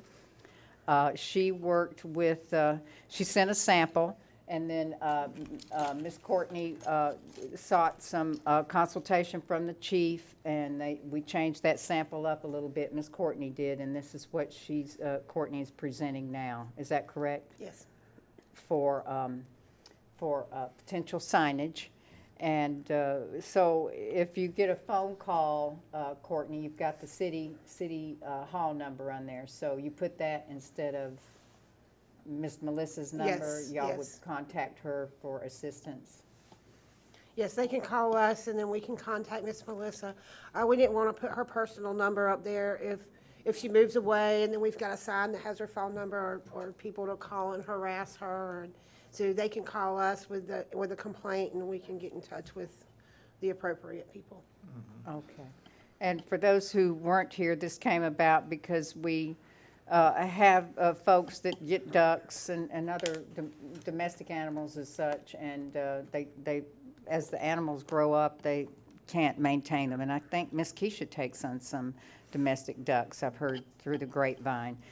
Where they're being abandoned, just like the people put out a stray cat, and these a lot of people. Melissa enlightened us that tell us what happens when they put these ducks out there. My name is Melissa Ward, and been noticing this for a while happening all over the country. I follow some duck rescues too, but when people just release like a Pekin duck or a domestic khaki camel duck or a duck that can't fly, that's just bred to be either a food source or lays eggs or whatnot. That bird cannot protect itself if there's predators. It can't fly away. It can't fly away from dangerous weather. There are animals that can be in the pond, like alligators and large turtles that can bite the feet off of the duck. So they just they don't do well for very long at all in the wild. And if they're young, they don't get the proper nutrition, so that's what happened to 2 of the ducks that were left at George Sands Pond. They couldn't even walk, so they couldn't do anything to get food or protect themselves at all. So she's requested us to try to discourage folks from leaving ducks at the pond, and a lot of people think if they just put the duck out at the pond, it can survive. So we got this sign here, then recommended by the city administrator and the chief. And do we want to put, Courtney suggested 2 signs? 2 or 3 at Sands Park, and then 1 over here at Evergreen. So it seems like they're amenable to the signage, and about how many would you like then? I'll leave that up to Courtney. 2 at Sands is probably good, 1 on each side. Okay. All right, I don't want to get the park, too tacky with a lot of signs, and I think we could start with 2 and see how that works out, and then 1 at Evergreen Cemetery. 2 and 1. Okay. All right. Can we have a motion for that to approve or disapprove this pet abandonment sign? And your PowerPoint had number 3-1 on it because there was a couple of different signs that went by. So that's the one you have up there now, number 3-1, I believe. Is that? I'll move to approve. Okay, so we have that motion by Commissioner Allen. I'll second. And second by Commissioner Brown. And that's at 2 at Sands Park and 1 at Evergreen Cemetery. Is there any other discussion? Any other discussion?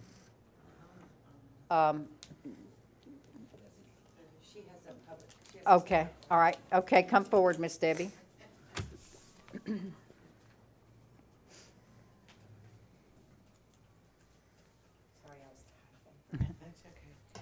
I'm not opposed to putting sign about abandonment of a pet. My only concern is I live across the street from a pond that I see about the same 3 or 4 ducks on a every other day basis that cross the street and go over to the pond. And I think that there's a lot of ponds here that have the same ducks, different ducks, not the same ducks, but so I'm concerned with how far will this go? Are we going to all of a sudden start popping up signs everywhere? Or How I know it's not ponds city. How many ponds does the city of Carrabelle have? Just the 2 that I can think of. Yeah, I know it's not city ponds. Yeah, that's it. That's all we have. Yeah, but that's my only concern. And then are we opening up a can of worms for any kind of species that someone recognizes that they don't want, because, it's already against the law. And every year they do public service announcements for people around Easter time and that, so that they don't take home little ducklings to their kids, so this doesn't happen. So that's my only concern, but I really don't object to having a sign, because I don't want to see a duck's feet getting eaten. But I just want to be a little bit of a devil advocate and say, that I'm a little concerned that it's opening up maybe a can of worms for future.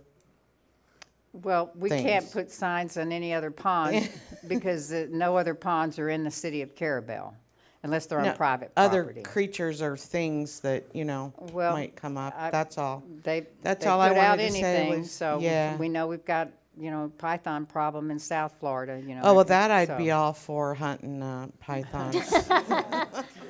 Okay. Any other discussion? All right, all in favor? Aye. Any opposed? And that motion carries. All right, thank you, Ms. Melissa, and thank you, Ms. Debbie, for your comment. We're going to move to item 2 under old business. Discussion and possible action regarding the commercial building awnings constructed 4 feet and 6 inches from the main building with structural support beams anchored to approximate center of sidewalk. This is requested by Alan Russell at 210 Marine Street at White Kitchen. This is now the 4th time this request has been recently entertained by these board members, once as we were sitting as a CRA board, and then 2 previous times as this commission, and so this now makes the 4th time. And it was tabled last month for further research and investigation, and actually each time it was tabled like that. So do we have any comment at this time?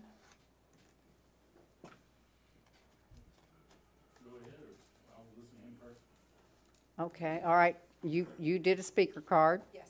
Okay.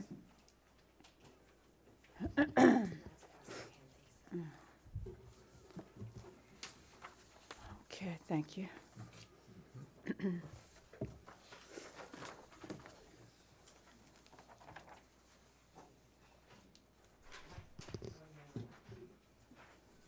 All right, Greg Christofferson.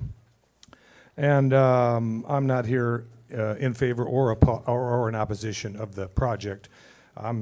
Most of you know that I provided the conceptual drawing for this building back when it was going to be constructed, and they used that drawing, the architect did, to come up with the floor plan for this building. And that being said, I took liberty to go down on the site and get some fairly accurate measurements so that if you have any questions about the dimensions and everything, I can answer that. But you all have the drawings in front of you. The drawing's an aerial with Marine Street on your left and Avenue B at the bottom. The building is 45 feet 3 on Marine Street and 36.2 on Avenue B. And from the left, you've got Marine Street, then that planter area with the palm trees in it, the sidewalk, and then the building. Marine Street sidewalk is 10 feet wide on the north corner of the building and 9 feet 6 down at the end of the planter further to the south.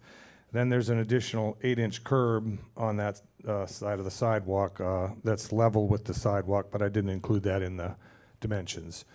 Then on Avenue B side, it's wider on the western end, as you can see there, as it curves around the building. And then it drops down to 8 feet wide on the eastern side of the building in front of that door.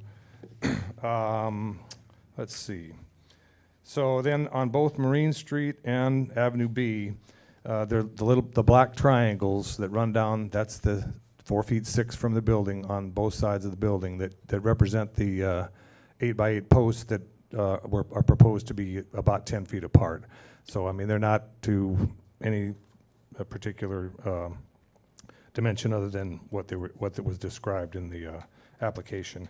And then the sidewalk areas on Avenue B also represent the location of the street lamp pole, the fire hydrant, and 2 metal utility access covers.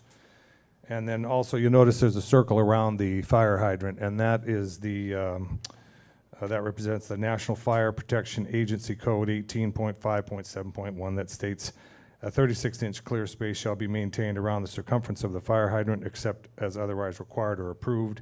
And I don't know if that applies here or not, or whether that's a code that's on the books here, but that's something that would have to be looked at by the attorney or fire chief or something. And as you can see, that one post is in conflict with that 36-inch offset, so that would have to be looked at. And lastly, that blue line that runs between the edge of the sidewalk and the columns, that's just kind of to show a path of pedestrian pathway where they would have to go around that fire hydrant, or if there wasn't anything on that Avenue B side as far as seating, they could go up against the building between the columns in the building. So as I said before, this was just so you can have an accurate drawing of what's down there, and I can answer any questions you have about the drawing if you'd like. Okay, do we have questions regarding the drawing? I do, just for clarification. The sidewalk up on the north side is 10 feet wide. And is that kind of the same width of the sidewalk like at the next building to the north, the coastal? I didn't take any measurements further up the street, but just looking at it from that point, it looks to be pretty much the same width, the whole, in the front of all those buildings. And then it seems like the sidewalk then, it gets wider because it's coming out to meet up with the plant area. Right, that is concrete that runs out to the edge of the planter, and then it curves back around on Avenue B. Okay. And then it goes back in to meet the sidewalk that's on the east end. And then you're just, I guess, guesstimating where these posts would be, just starting at one Well, end if you and go going 4 every feet 10 6 off the building, then that corner post would be kind of where it is, and then you go 10 feet off of that to, I mean, that's, like I said, that's not a plan for the design or anything. It would all be up to whoever is constructing that as to where the placement would be, but I would assume there'd be one on the corner of the 2 sides of the building, so. All right. And then on the far right, on the east side, the sidewalk, then it gets more narrow. Is that correct? It's 8 feet there. And Not so- including, there's a curb there, though, that does have a little drop off. All right. So to have a 4-foot pathway unobstructed for pedestrians, You have to go against the building between Okay. the column and the, All right. If they were to put their awning all the way down that Right. way. Okay. Do we have any other questions right now? Okay. Well, All I right. actually, thank you, Greg. I know it's not a 2-scale drawing, but I visited the site. I didn't get quite as detailed to the inch as you did, but I looked at pretty similar, the same thing. yeah, it's, I'll tape measure. So, Yeah. all right, thank you. Okay, thank you very much. It gives us something more to look at instead of the penciled sketch that we had.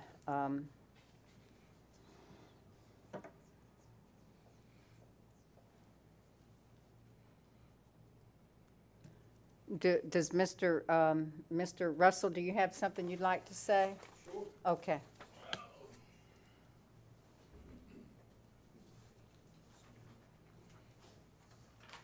Hey, Alan Russell, I Kitchen. Appreciate the drawing and the help. Yeah, it points out a couple little things. One was the fire hydrant, which we realized that when we were looking at it, and we were going to stagger the poles so they would be far enough away and not put one near it. And even if it made the pattern a little off, stay away from it. The concern as far as on B Street farther down where it's only 8 feet across, if that's an issue, we can pull that awning in to give it where it's not as far out and things like that. But I do like the drawing. It is a little bit better than what I had or presented. But since I don't have a computer or a printer, this is kind of nice. Any thoughts that you guys had? You said you might have walked down and looked at it? Yes, Alan, I did. Matter of fact, it was the next day after the meeting. Well, appreciate that. And, well, I'm pretty familiar with it. I've been here so long. But I just wanted to refresh my mind and what it looked like, what the whole area looked like, the sidewalk on both sides. And if I have the floor, I might as well go ahead and speak. Go ahead, sir. Alan, from my position sitting here, I have most of my concern is going back to the question that was raised at our last meeting about liability to the city. All right. And I still have a concern about that, and the attorney hadn't been able to convince me otherwise. Matter of fact, he's, with his legal direction, pretty much substantiated what he said at the last meeting. And so I still feel like that there's a degree, depending on how the situation is, there's a degree of liability on the city to put the poles there, especially when there's an opportunity to affix it to the building. All right. That's how I feel. Now, the rest of the board here, I don't know how they feel, but that's how I feel. All right. So they're worried about if someone bumps into the pole? I'm worried about any liability that made the city may incur. All right. Any type of liability. Yeah. If a vehicle drives up on it, if a vehicle drives up and hits a person up there, if a storm comes through and takes it down, I mean, you know, in anything. Yeah. Okay. I've tried to reach Is that out what to you my mean? insurance company to find out as far as what would be covered and wouldn't be covered. What they kind of mentioned was if it's part of your building, it's attached to your building, it's the building. Yeah. Is when they go around insuring it, which would be the poles to the ground, the awning, and the building itself. Well, and Mr. Hartman, our attorney, explained it at the last meeting to me, and he has again, that you, as the current owner, yes, sir, would have a liability policy that would name the city. Correct me, Mr. Hartman, if I'm wrong. All That right. would name the city in any kind of claim that was made against by anyone, and that's okay. Yeah. Today, with you owning the building. Oh, I'm gonna own it for a long time. And I hope you do. I really do. I hope you're here longer than I am. But there's no guarantee of that. You understand what I'm saying? You may sell it. Something may happen to you. Something may happen to me tomorrow. And then that building sitting there with no one that's taking or holding a liability policy on that, but those poles are still sitting on city property. Okay. So I do. I have a concern about that. And again, I mean, I'm not wishing anything on you or me or anything else. It's a good concern. I understand that. Yeah. And I feel like that me sitting here, I'm having to look out for the welfare of you and for the citizens of Carrabelle, which you are a citizen of Carrabelle. And I'm sorry. Excuse me, I just want to say, I think you have other options there. We're not against you putting an awning up there. No. We just, personally, I've said personally, I don't want the poles there, but All right. I think you could put an awning up without those poles. That is definitely something we are looking into more and more as these meetings go along. So, like I said, we've been through this 4 times now. We need to make a decision one way or the other. Well, I'm getting more feedback this time because the other time was I'm not sure. I thought there was parking place, and I was trying to give the advantage of you going down and personally taking a look to see what you guys thought. But we want to see your business open. Yes. I definitely do. Yes, we do. I mean, we're not against you opening your business by no All right. means. No, I appreciate everything. I remember that when it was a white kitchen, when it was a Oh, it's gonna seafood be again. restaurant. So do I. Yeah, we guys remember this stuff. But, yeah. All righty. Okay, and we'll just go down the road here. You know, I expressed the fact that this would be setting a precedent. Yes. And, you know, if we're going to allow one private property owner to actually put an addition to their building and anchor it to public property, publicly owned property, then, you know, I can't blame other people for wanting the same. And I might want to put myself a permanent carport in the right-of-way in front of my house. So, you know, we've got to be careful. We can't go about this in a haphazard way. You know, we need to come to some type, if we're really going to do this, some type of protocol, how we're going to do this for all other business owners. Perhaps we need a business district overlay that would have a certain type design or style, how this would happen. But it would be giving you a new footprint to your building, and it would give you an approximately additional 442 square feet to your building.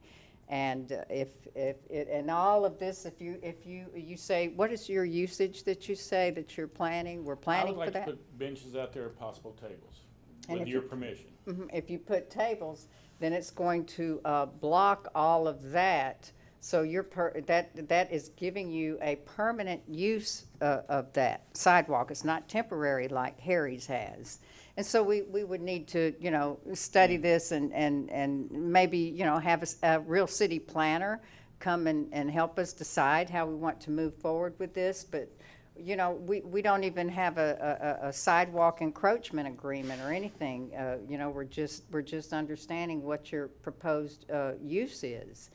So, you know, I will say, you know, I am not for putting poles in the middle of the sidewalk, and we're all aware there's a company, Oyster City Brewery Company, over there in Appalach, who has an awning, but it's constructed differently than what you're verbally proposed and what your sketch is. Not this one now, but that.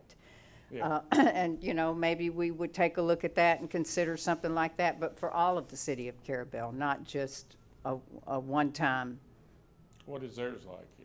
Theirs Because- comes out to the sidewalk. It comes all the way out to the sidewalk, The end of the sidewalk? in other yeah, words? to the curb. It comes out Okay. to the curb, So and the planner, or that way you just bridge the whole area, so there's nothing blocking. there's a plenty of room, and there's parking spaces.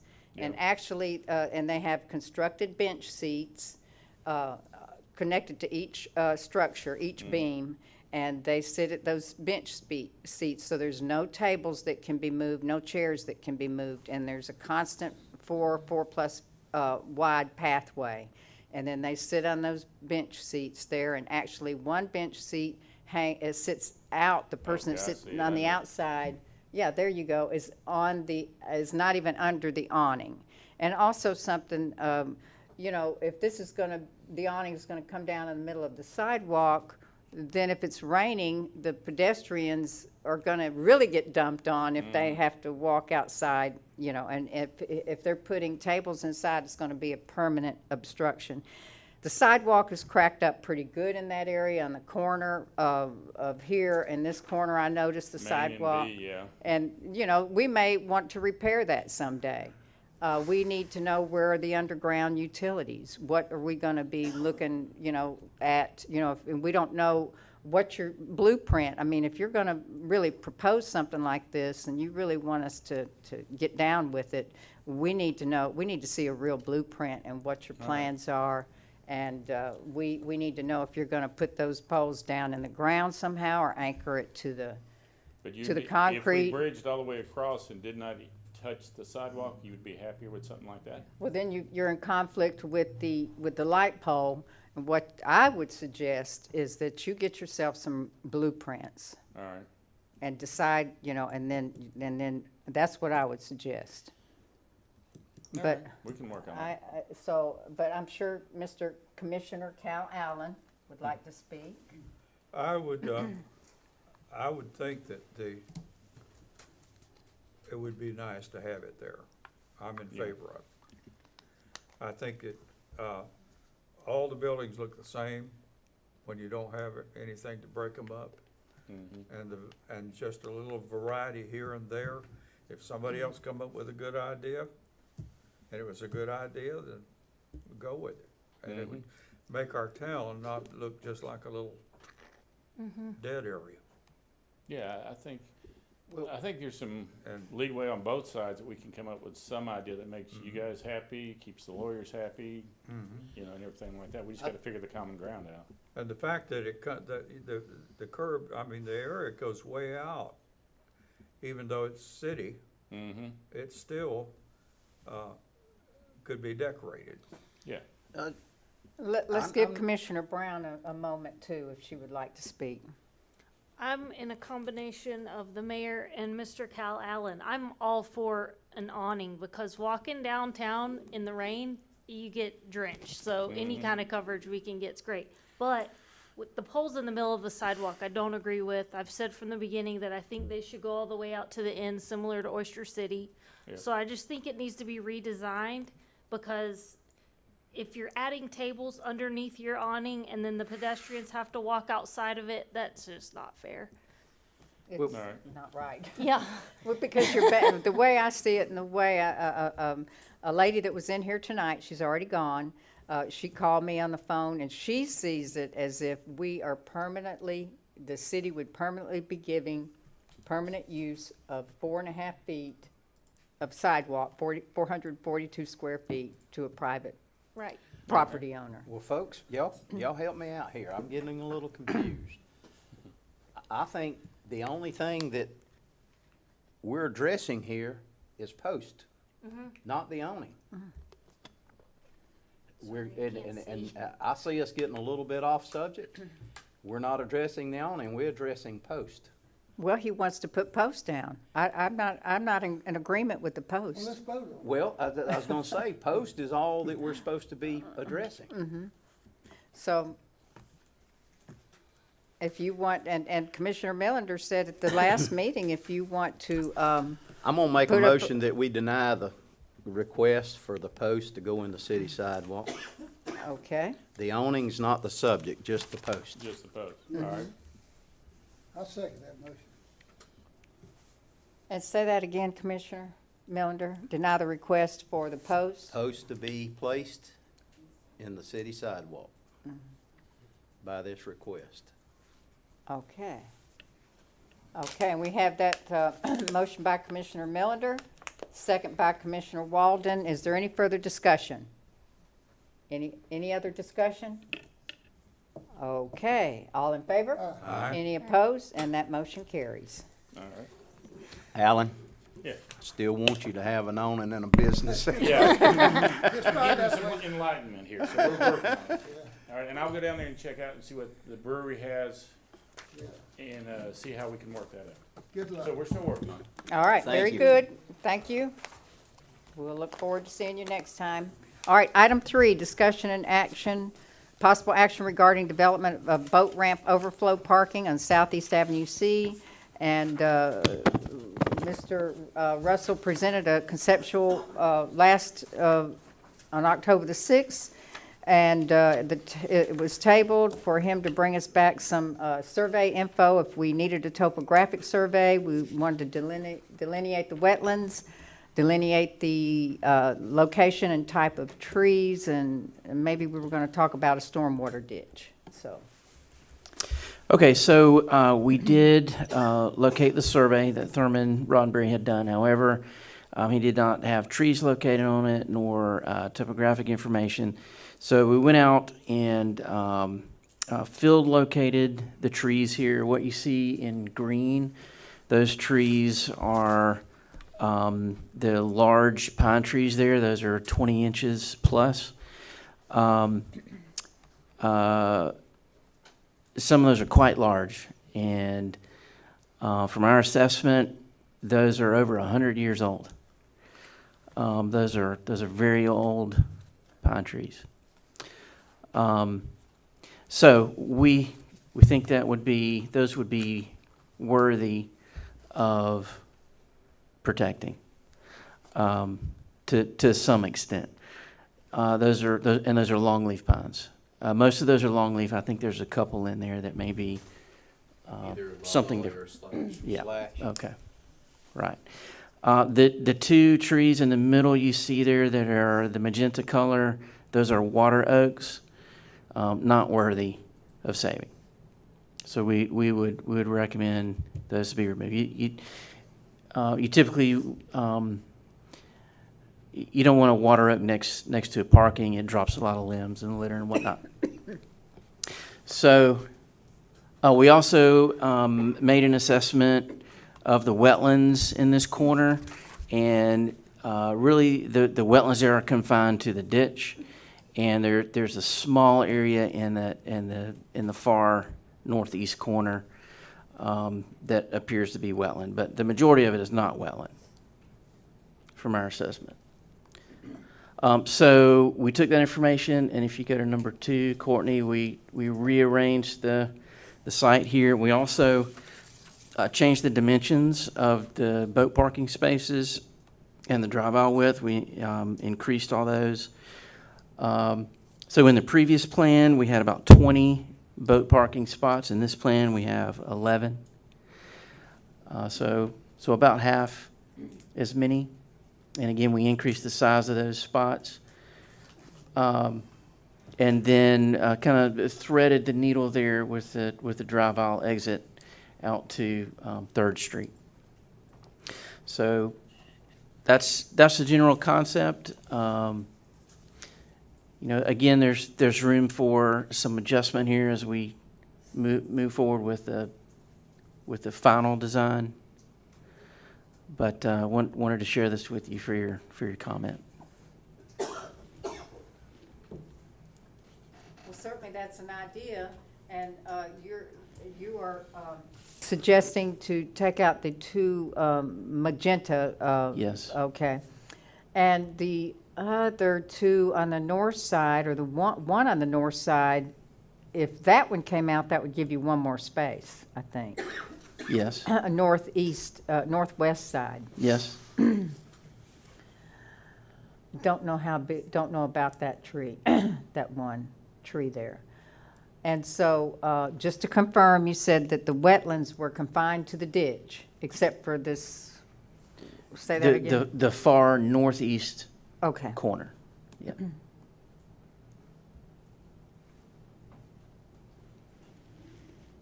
But you'd need you'd need a culvert, right? You're gonna have to We have would, a culvert. Okay. yes. Okay, Yeah. Commissioner Brown?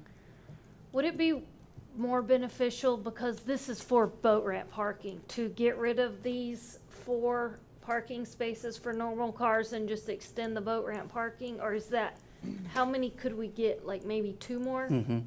Yeah, I would agree with you. There has been discussion of improving the building there, the old water plant. So Right. we showed that as regular parking for that purpose, but it could be, whatever the pleasure of the board is. Oh. We can make that all boat parking. So Commissioner Brown, you're talking about the 4 on the south side? Do y'all mind if I get up so I can point? 'Cause Okay. I don't have to say north and all that. Yeah. Is it possible that we could extend regular car parking right here and then extend the boat ramp parking here? Yes. So we could even get more regular cars here, and then, of course, we want as many boat ramp parking as we can get. Yeah, I would think that's possible. Absolutely. Is it possible to do it in phases? The parking that would be on the west side towards the building, do that later when we get the building Yes. rehabbed? Right, because whatever That would probably get whatever more work slow. is right. Yeah, it would tear Right. it could tear it up. Mm-hmm. But just have, and so I can't tell or remember how many little regular car parking spaces are on the east side up there? 5. And so then you'd probably be able to get 3 more spaces down on the south side here, a vehicle, Right. trailer vehicle. So 3, and maybe if you took out one green tree there, you could get maybe another one there on that north. Give us 15, Uh-huh. just max out Would, the tha- votes. would that help? Certainly. Would that, do y'all, Certainly. would that help? 15, 11, and 15 3? spaces? Yeah, 15 spaces. Yeah, well, I hate to say it this way, depending on how much it's gonna cost us to do that. But, and the other question I had, Russell, on that small wetland area, are we gonna be able to utilize that or leave it? We would have, I would recommend that we leave it. You, I would recommend we leave it okay. undisturbed. Now that's, I remember back 5 years ago or longer when we were discussing that as a possible site for this city hall. And it was determined that that was a wetland right there that we couldn't do anything with.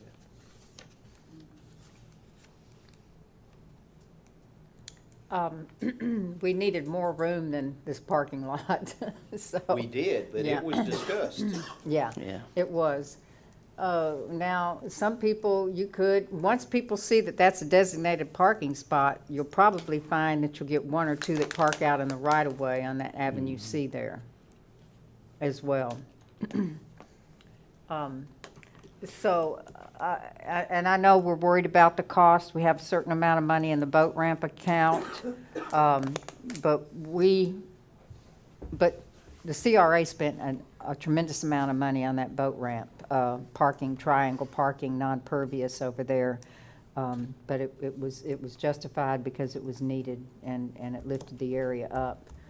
Maybe, we could start this and the CRA could somehow come up with some funding. I don't know if y'all know, we didn't spend as much on our paving projects as we thought we were going to have to.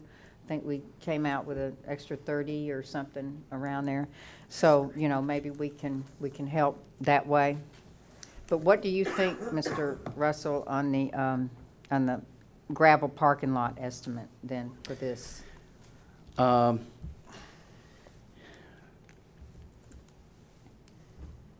That's adding the 3 down here on the south side and one up there on the northeast side. And taking out the big tree too. All the trees have to be included in that price. I think we're looking at somewhere in the neighborhood of 75 to 80,000.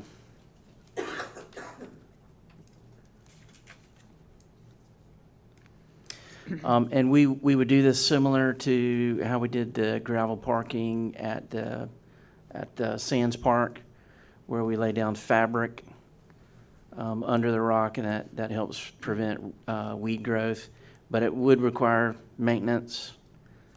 How would the parking spaces, individual spaces, be delineated? Yeah, that is an issue when you put gravel in.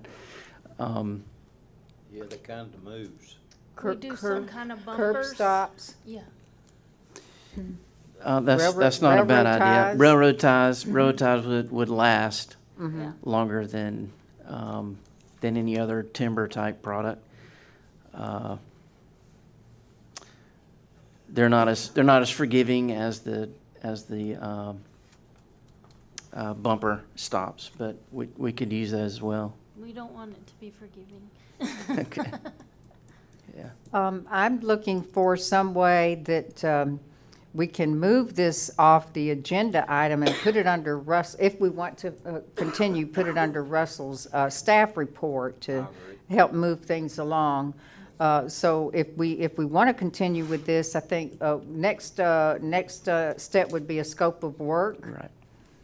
So we would have Russell bring us a scope of work and maybe an updated plan, as we've discussed here, to add 4 additional spots. Yes. And we will, if we approve to move forward like this, let Russell present that under his report. Yes. Okay. And maybe a handout of the, to move the Right. process along quicker, a handout of your conceptual, maybe if you could send that with your Report. monthly report, Okay. and then we could look at it or have it here at our desk and, have it already in our minds, what we're Okay. going to be looking at. Sure. So do we want to have a motion for Russell to bring us the scope of work regarding this project? I'll make a motion that Russell bring us the scope of work and a new plan. Okay, and that motion is by Commissioner Brown. Do you have that, Ms. Keisha? Second. And the second is by Commissioner Melander. Is there any further discussion? All in favor? Aye. Any opposed? And that motion carries. All right, we thank you very much. Okay, we'll move on to item 4, discussion and possible action regarding funding recommended Ryan Drive, funding for Ryan Drive stormwater improvements with the American Rescue Plan Act grant. Okay. Okay. I'll throw it All over right, to you. all right. So at the last meeting, we were to find what information DOT had on that, on that area of the right-of-way. So we dug pretty deep. We found some stormwater calculations that were done in 1971, remarkably, but no plan per se. We did find plans from 1999, which is what you see here, and I think something got removed there. But these plans were actually done in metric units. So we had to do a little conversion there, and it appears that the head wall there is about 12 or 15 feet further up Ryan Drive from the DOT right-of-way. That, from our measurements, that's what we see. But as far as we could dig in the DOT information, we did not find where that head wall or the cross drain was surveyed. So we ran into a dead end there on the DOT side. I did send an email out to one of the drainage engineers there to see if he could help us find something more. Maybe on microfiche somewhere, but we'll see what he comes back with. But that's currently what we're finding. So the bottom line here regarding the drainage improvement project is that that cross drain is needed, whether we utilize what's there, whether we're able to find it and utilize what's there, or build a new one. I think that's the solution to the drainage issue here. And that also determines the ultimate construction cost here. We had estimated $130,000, and that may tick up a little bit if we're not able to find that cross drain and have to install a new one. The 130 was if we could use The existing one, yes. And then we don't know, once we get across Ryan Drive, we do not know where that pipe goes. Is it going to, or if it's a dead end right there, or if it's going out to the river? That's right. That's right. I guess Courtney, was Dustin able to do any probing down there? They did, but they didn't find anything. Nothing. Do you know how deep they probed? I don't know. Dan, could it be possible that some of this work was done by the county in years past? It's County Road, and I mean, when we're talking about some of that structure is under DOT right away, right? From what I measure, I don't think it is. I'm looking at it. Now, It don't look like it. It's back, Now, north. pardon me. Okay, sorry. Beyond the limits of the right-of-way here, that property is owned by the state of Florida, not necessarily DOT. Okay, sorry, I guess that's what I mean. Yeah. That's what I mean. State-owned. Right? State-owned. State-owned land. Yeah. But that's out towards the water, right? That's not what, the cross drain is. Cross drain, I think, is, as far as I can tell, that's the direction it points. So what we're talking and what we've talked about thus far is we're at a dead end with finding any written information from DOT. We're at a dead end with that boring company that said they hit something solid in there and they couldn't go any further. Yeah. Dustin has actually, according to Courtney, has probed and hadn't been able to find anything. I just feel like that somehow that we could get off of Ryan Drive on the west side on that dirt section right away and either find a pipe or no pipe. Find the end, find that. Yeah. Well, with Yeah. the ground penetrating radar, But we, according to what Russell's telling us, we need to know if it's there or if it's not there. Because you could go in that end if you could find it. Right. Right, and we don't know what occurred in the past. It could be, for some unknown reason, the far end of that pipe was blocked up and filled in with concrete on that end. And that's what the pipe company encountered.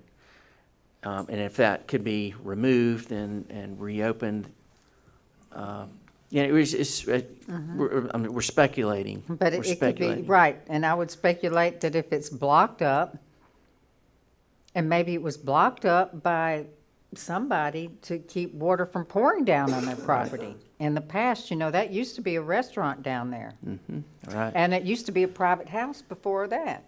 So somebody could have blocked that up, and once you find the end of it, it may be going to nowhere anyway. I have another question. Mr. Turner, that's county road, right? County right of way. That is, yes, we believe it is. This is we've never ending dispute And I on really that. don't want to open that can of worms, but I want to ask for helping make a decision. Because what I'd like to do is see a piece of equipment go down there on that road shoulder and dig it up and either find something or find nothing. I mentioned that at the last meeting, to get county's road crew to come over here with their grabber and dig down there until either you find a pipe or you don't find a pipe, because we need to know that. But the question I'm asking, are we gonna be doing that, taking it upon ourselves to do that on a county right of way? I don't think we've had this kind of, each project we treat as its own thing with the county, right? So we could ask the county if it's okay if we do that exploration. I can ask the county attorney, we could ask administrator to administrator, ask. I'm sure what their response would be, go ahead and have at it. We think it's your right of way, right? And that's fine, then we go do what we need to do, and as a practical matter, I don't think that matters either way, and we do our investigation. Or we can ask the county, to, from what you're saying, they might have equipment we don't, and we ask the county to go out there and look around and say, we're trying to get to the bottom of this. Can we kind of work together like we did on the Ryan Drive culvert before? And Chief Schuman wanted to speak as well on this. Thank you. Yeah, I spoke to the county attorney Schuler in reference to the truck route some time ago, and he informed me that is county road, although they give us access to it and let us maintain it. It is still under the county's jurisdiction. So. Okay, thank you. All right, do we want to instruct staff to contact the county to ask if it's okay to complete some investigation there and explore that area for a pipe? Do we want the county to do the exploration, or do we Well, want to do it? it would be nice if they could come out. We don't have the equipment right now. We've got a tractor ordered, but we don't know when she's coming. Okay, and let's group up on that. We can figure it out. Who's the best person to contact me, whether it's Yeah, commissioner to Courtney commissioner, or Courtney to Michael But Marone, or I think myself to Michael staff to Schuler? staff, would be better. Yep. Dustin has an appointment tomorrow to go up there to look at the trailer and the tractor and go over all the stuff and they'll deliver it next week. Okay, all right, That thank you. tractor's not gonna do what we need to do on that road shoulder. That's not designed for that. we need a backhoe or digger. A mini excavator, I think, would be Exactly. best. Do we have a mini excavator? Can we use it? I don't know if we can use it. I know we do. I mean, we've got a brand-new mini excavator, but it belongs to the water and sewer. He can bring it out. Should we just ask the Just county handle first? I can get with Charlie and I can meet him. and Commissioner do Brown it. wants to know, should we ask the county first? What's the fastest way to get this done, most efficient? Fastest way is probably do it ourselves. Okay, so let's do that. Now, if we find something that we want the county to manage, then we'll let them know. Okay. Yep, the only neighbor. You don't let them know first. Okay. All right, so we're gonna, no info from the DOT, no info from Churchwell. They can't find anything. We're gonna get see if we can get an excavator out there to do some digging. Then what about covering it up once we dig up out there? Right, you have to place it back and Uh-huh. then saw it on top. Is it going across the driveway? Commissioner Melander, you know, you're wanting this to happen badly, I can tell it. Is Well- it going across the driveway access? What's gonna Well, happen? Mayor, let me clarify Okay. something for you. I'm not wanting it to happen badly. I just want to see it move forward. Mhm. Things kind of get stagnated. Um, And I'd like to see us move and do something positive. And that's what I'm trying to portray. And if it's in that driveway, I don't know if it's in that driveway or not. It's partially. So- I think it would impact the driveway. Yeah. So they're going to have to dig across their driveway access where their business is. Is that correct? No. I should say, maybe about 4 to 5 feet of it at the most. From what I could tell, it looks like it would clip the corner of their driveway. Okay. They would still be able to access the property. All right. We don't want them doing it when it's gonna rain, when it's No. planned to rain. Right now is good, 'cause it Right now is good. Yeah, Mr. Christopherson?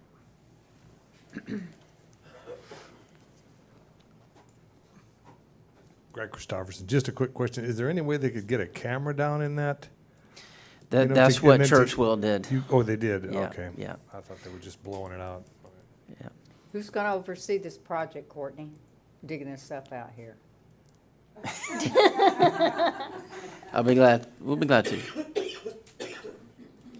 We'll be out there as it's being done. Are we going to fund this with the American Rescue Plan grant? That's the question on the item. budget, yeah. I mean, We need to get some answers, as Commissioner Melander says, pipe or no. Is there really a pipe there? And then, once we find that pipe, what are we going to do with that? Well, that's a cheap way to determine is there a pipe there or not. If we Okay. don't find it, we have our answer, we put a new one across. All right.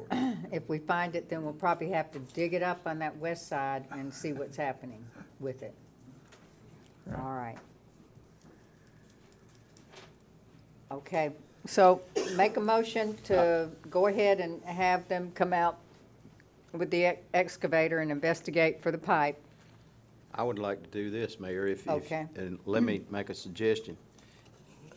See what you think. I would also like to move this item to Russell's report, because it looks like it's gonna be an ongoing thing for a while. Move it to Russell's report, and I'd like to make a motion to do that, and make a motion to move this item to Russell's report, and to follow through on what we've discussed here tonight with Russell and staff digging up the road shoulder on the west side to see if they can determine where that pipe's located. I'll second that. All right, we have that. Do what? Motion by Commissioner Melander, second by Commissioner Brown. Discussion. Okay?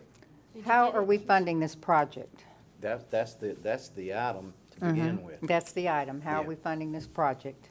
Okay, so we have this motion to move the item to Inovia's report. We don't know how we're going to pay Inovia. And we're going to use city equipment at this time to explore that side. So it's just city equipment and city labor. And I don't know if Russell's going to come on site when that happens or what. But we still don't know how we're going to fund the project. But we can dig it up and see what we have and make a decision after that. How about that? That's That okay, sounds but let me ask one question. Didn't we discuss during the American Rescue Plan some money for this project? No, we discussed money for stormwater drainage. Okay. And we had a And we reserve had- for contingents. And there was no project We identified. didn't identify a project. And we had 200,000 set aside for citywide stormwater drainage Drainage, projects. That's correct. And so, you know, do we want to use that for this project? You know, we don't know what we want to do at this point. And I can't remember, can you remember what the contingency was? Oh, you have it Looks like there. I put 119,107. Okay, so there wasn't, not much. Not quite enough in the contingency, but So if you put the contingency with the stormwater That's allocation, you'd have, you know, more than somewhere enough. just over Mhm. 300. But that lets you know what stormwater mitigation costs. It's out of sight. outrageous. Okay, so we have this motion to move the item to Inovia's report and by Commissioner Millender, and to explore the left side or the west side of the road in that area, second by Commissioner Brown. My further discussion would be when we get more information, this will be under Inovia's report, then we can decide further how, if we're going to get a scope of work from Mr. Russell. Once we get a scope of work, if we decide to do that, then we can decide how we can fund it. I agree. Okay? All in favor? Aye. Any opposed? Okay, and that motion carries. Thank you all for working together on this. Scope of work and then funding. Okay, thank you, Russell, very much. Item 5, discussion of possible action for downtown Carrabelle business parking. Okay, this will now be the 6th time this item's been heard and discussed by this board, 6 times tonight.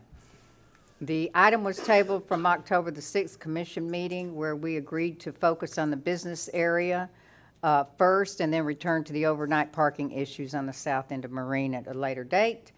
We agreed the business area is the first block on Tallahassee Street from Highway 98 to Meridian.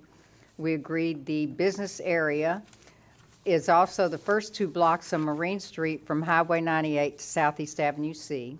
And we agreed that the main issue in the Marine Street business area was vehicle trailer units taking up several spaces at once for several hours. And then we also agreed the secondary issue on both sides of Highway 98 was business owners and their employees parking several hours in front of their neighboring businesses, blocking neighbors' storefronts and taking up the public parking in front of their neighbor's business. Do we all agree with that? Okay. So Courtney, we had a unanimous vote to direct the administrator and the chief to work together to design some signage with wording. And Courtney's designed some signage, and the chief has some input on that as well, I believe. But we'll let him notify us if he does. So Courtney, I'll toss it to you then. I did the signs, customer parking only, no vehicles with trailers between Highway 98 and Avenue C. Also one for the other side of the road, no vehicles with trailers between Meridian and Highway 98.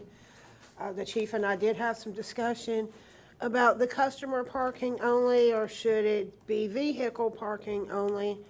And then I had in my notes that we would have a sign that says no vehicles with trailer parking beyond this point. I believe there would only be 2 of these signs, one headed north on Marine Street and one headed south on Tallahassee Street. That is the signs. Like I said, the discussion and motion was for customer parking or business parking. I've been riding by almost daily, maybe 5 times a week, once or twice during the business hours. I haven't seen a big issue out there, but I think they're trying to work together, except for in the mornings. I see this one very big vehicle, and it's parked across 2 or 3 parking spaces, totally blocking the storefront. And that's generally before 10 o'clock or between, somewhere up to 10:30 or somewhere around in there. I'm not understanding that part, but it seems like they've kind of worked it out somewhat with the business owners.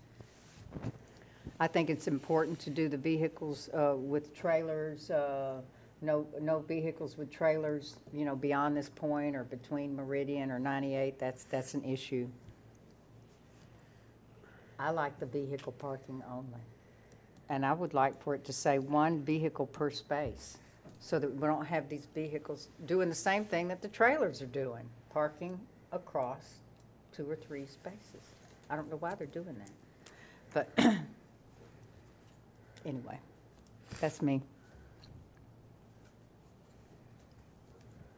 Yes, ma'am.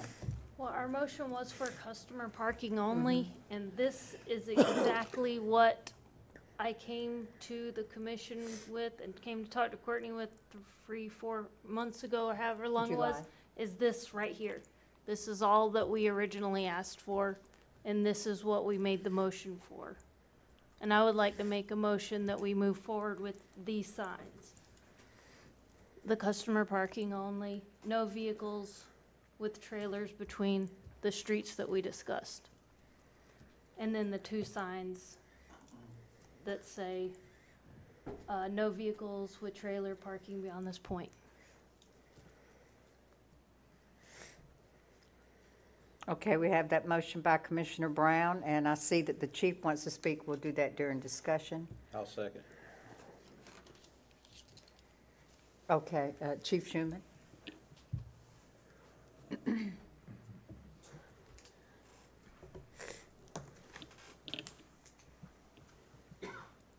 I think it needs to say vehicle parking only. And the reason for that is if you do customer parking only, it's gonna be hard to prove if there's a dispute about someone parking there, if they're a customer or not. When it's a vehicle, it's gonna be a little bit easier for us to enforce. Because customers, when you say customer parking only, it makes it where it seems like it's just to that business only. Like that business owns that parking place or that parking spot. Where you specify a vehicle, then only a vehicle can park there. And if it's anything outside of a vehicle, truck, boat, trailer, whatever, then we can take care of that. So I think it should say vehicle parking only. What would be outside a vehicle? I know. Well, I mean, if you have a customer there, a lot of people are not customers. They may drop something off. They may be there to pick something up. They may be delivering food to a restaurant. So if you have customer parking only, are they going to think they can't park there? So if you have a vehicle, But that's not clarifies having to it. do anything with your enforcement of it, Mhm. Chief. Well, if a business owner comes out and goes, hey, this person's been here, parked here for 2 hours, they're not a customer, then they're gonna call us to come down and resolve the problem. And I worry about our citizens that are not customers, that don't frequent the gift shops. Will they be able to park downtown or what? I know I won't be able to because I don't frequent the gift shops, so I won't be a customer, so I guess I won't go downtown. The whole issue started with truck and trailer parking. This is where all this started from. So you want to focus on the parking issue. Leaving it vehicle parking only eliminates everything else, and it takes care of that. When you start putting customer in there, then you make it a little more personal. You're saying, okay, well, only a customer can park here. No, that's city property. It's a parking place. It's owned by the city of Carrabelle. So anybody that has a vehicle should be able to park there, but it needs to specify vehicle.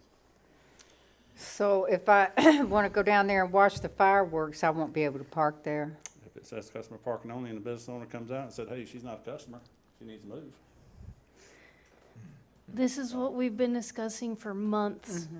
I know. And it we've gone since over July. this So, so many times in detail. we have a motion for customer parking only and with the no vehicles, with trailers between the Meridian Street or beyond this point, however Courtney has presented there. Are we ready to vote? We're in discussion. Are we still ready? Are we ready to vote? Let's do this. All righty. Commissioner Brown wants to vote. All in favor? Aye. Are those who oppose? Aye. Aye.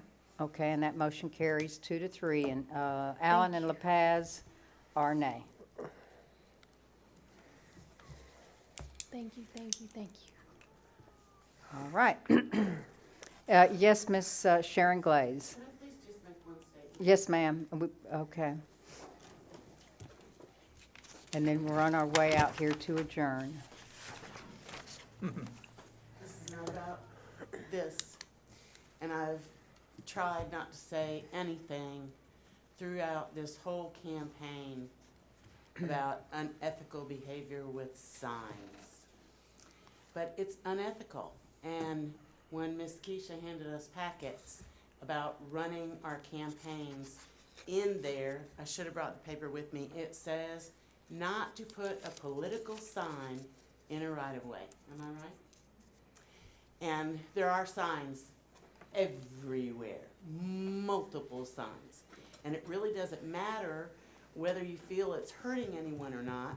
It is hurting people because it's illegal, and not all of us want to do something illegal to keep up with Mr. Jones. Then I still wasn't going to say anything about it.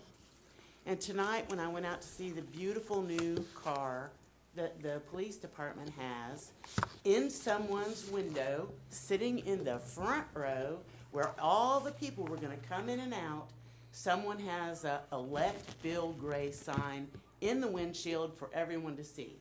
I guarantee you, if I had a hat on my head that I wear every day that says elect Sharon Glaze, and I wore it into this meeting, it would have been removed. Someone would have asked me to remove it because it's not ethical or legal. So whoever has the Bill Gray sign and whoever has the illegal signs, I mean, I don't need to lecture you. You're all intelligent people, and that's why I gave Okay. you a 3-minute Ms. thing. Gray, thank you. And we understand there's a difference between ethical and criminal. So we understand where the ethical part falls into play. So anyway, I'll do, make a motion we adjourn. all right, very good. Second. Thank you. And that motion to adjourn is by Keith Walden, second by Commissioner Millender. Is there any discussion? Aye. All in Aye. favor? Any opposed? All right. Good night. Thank you all.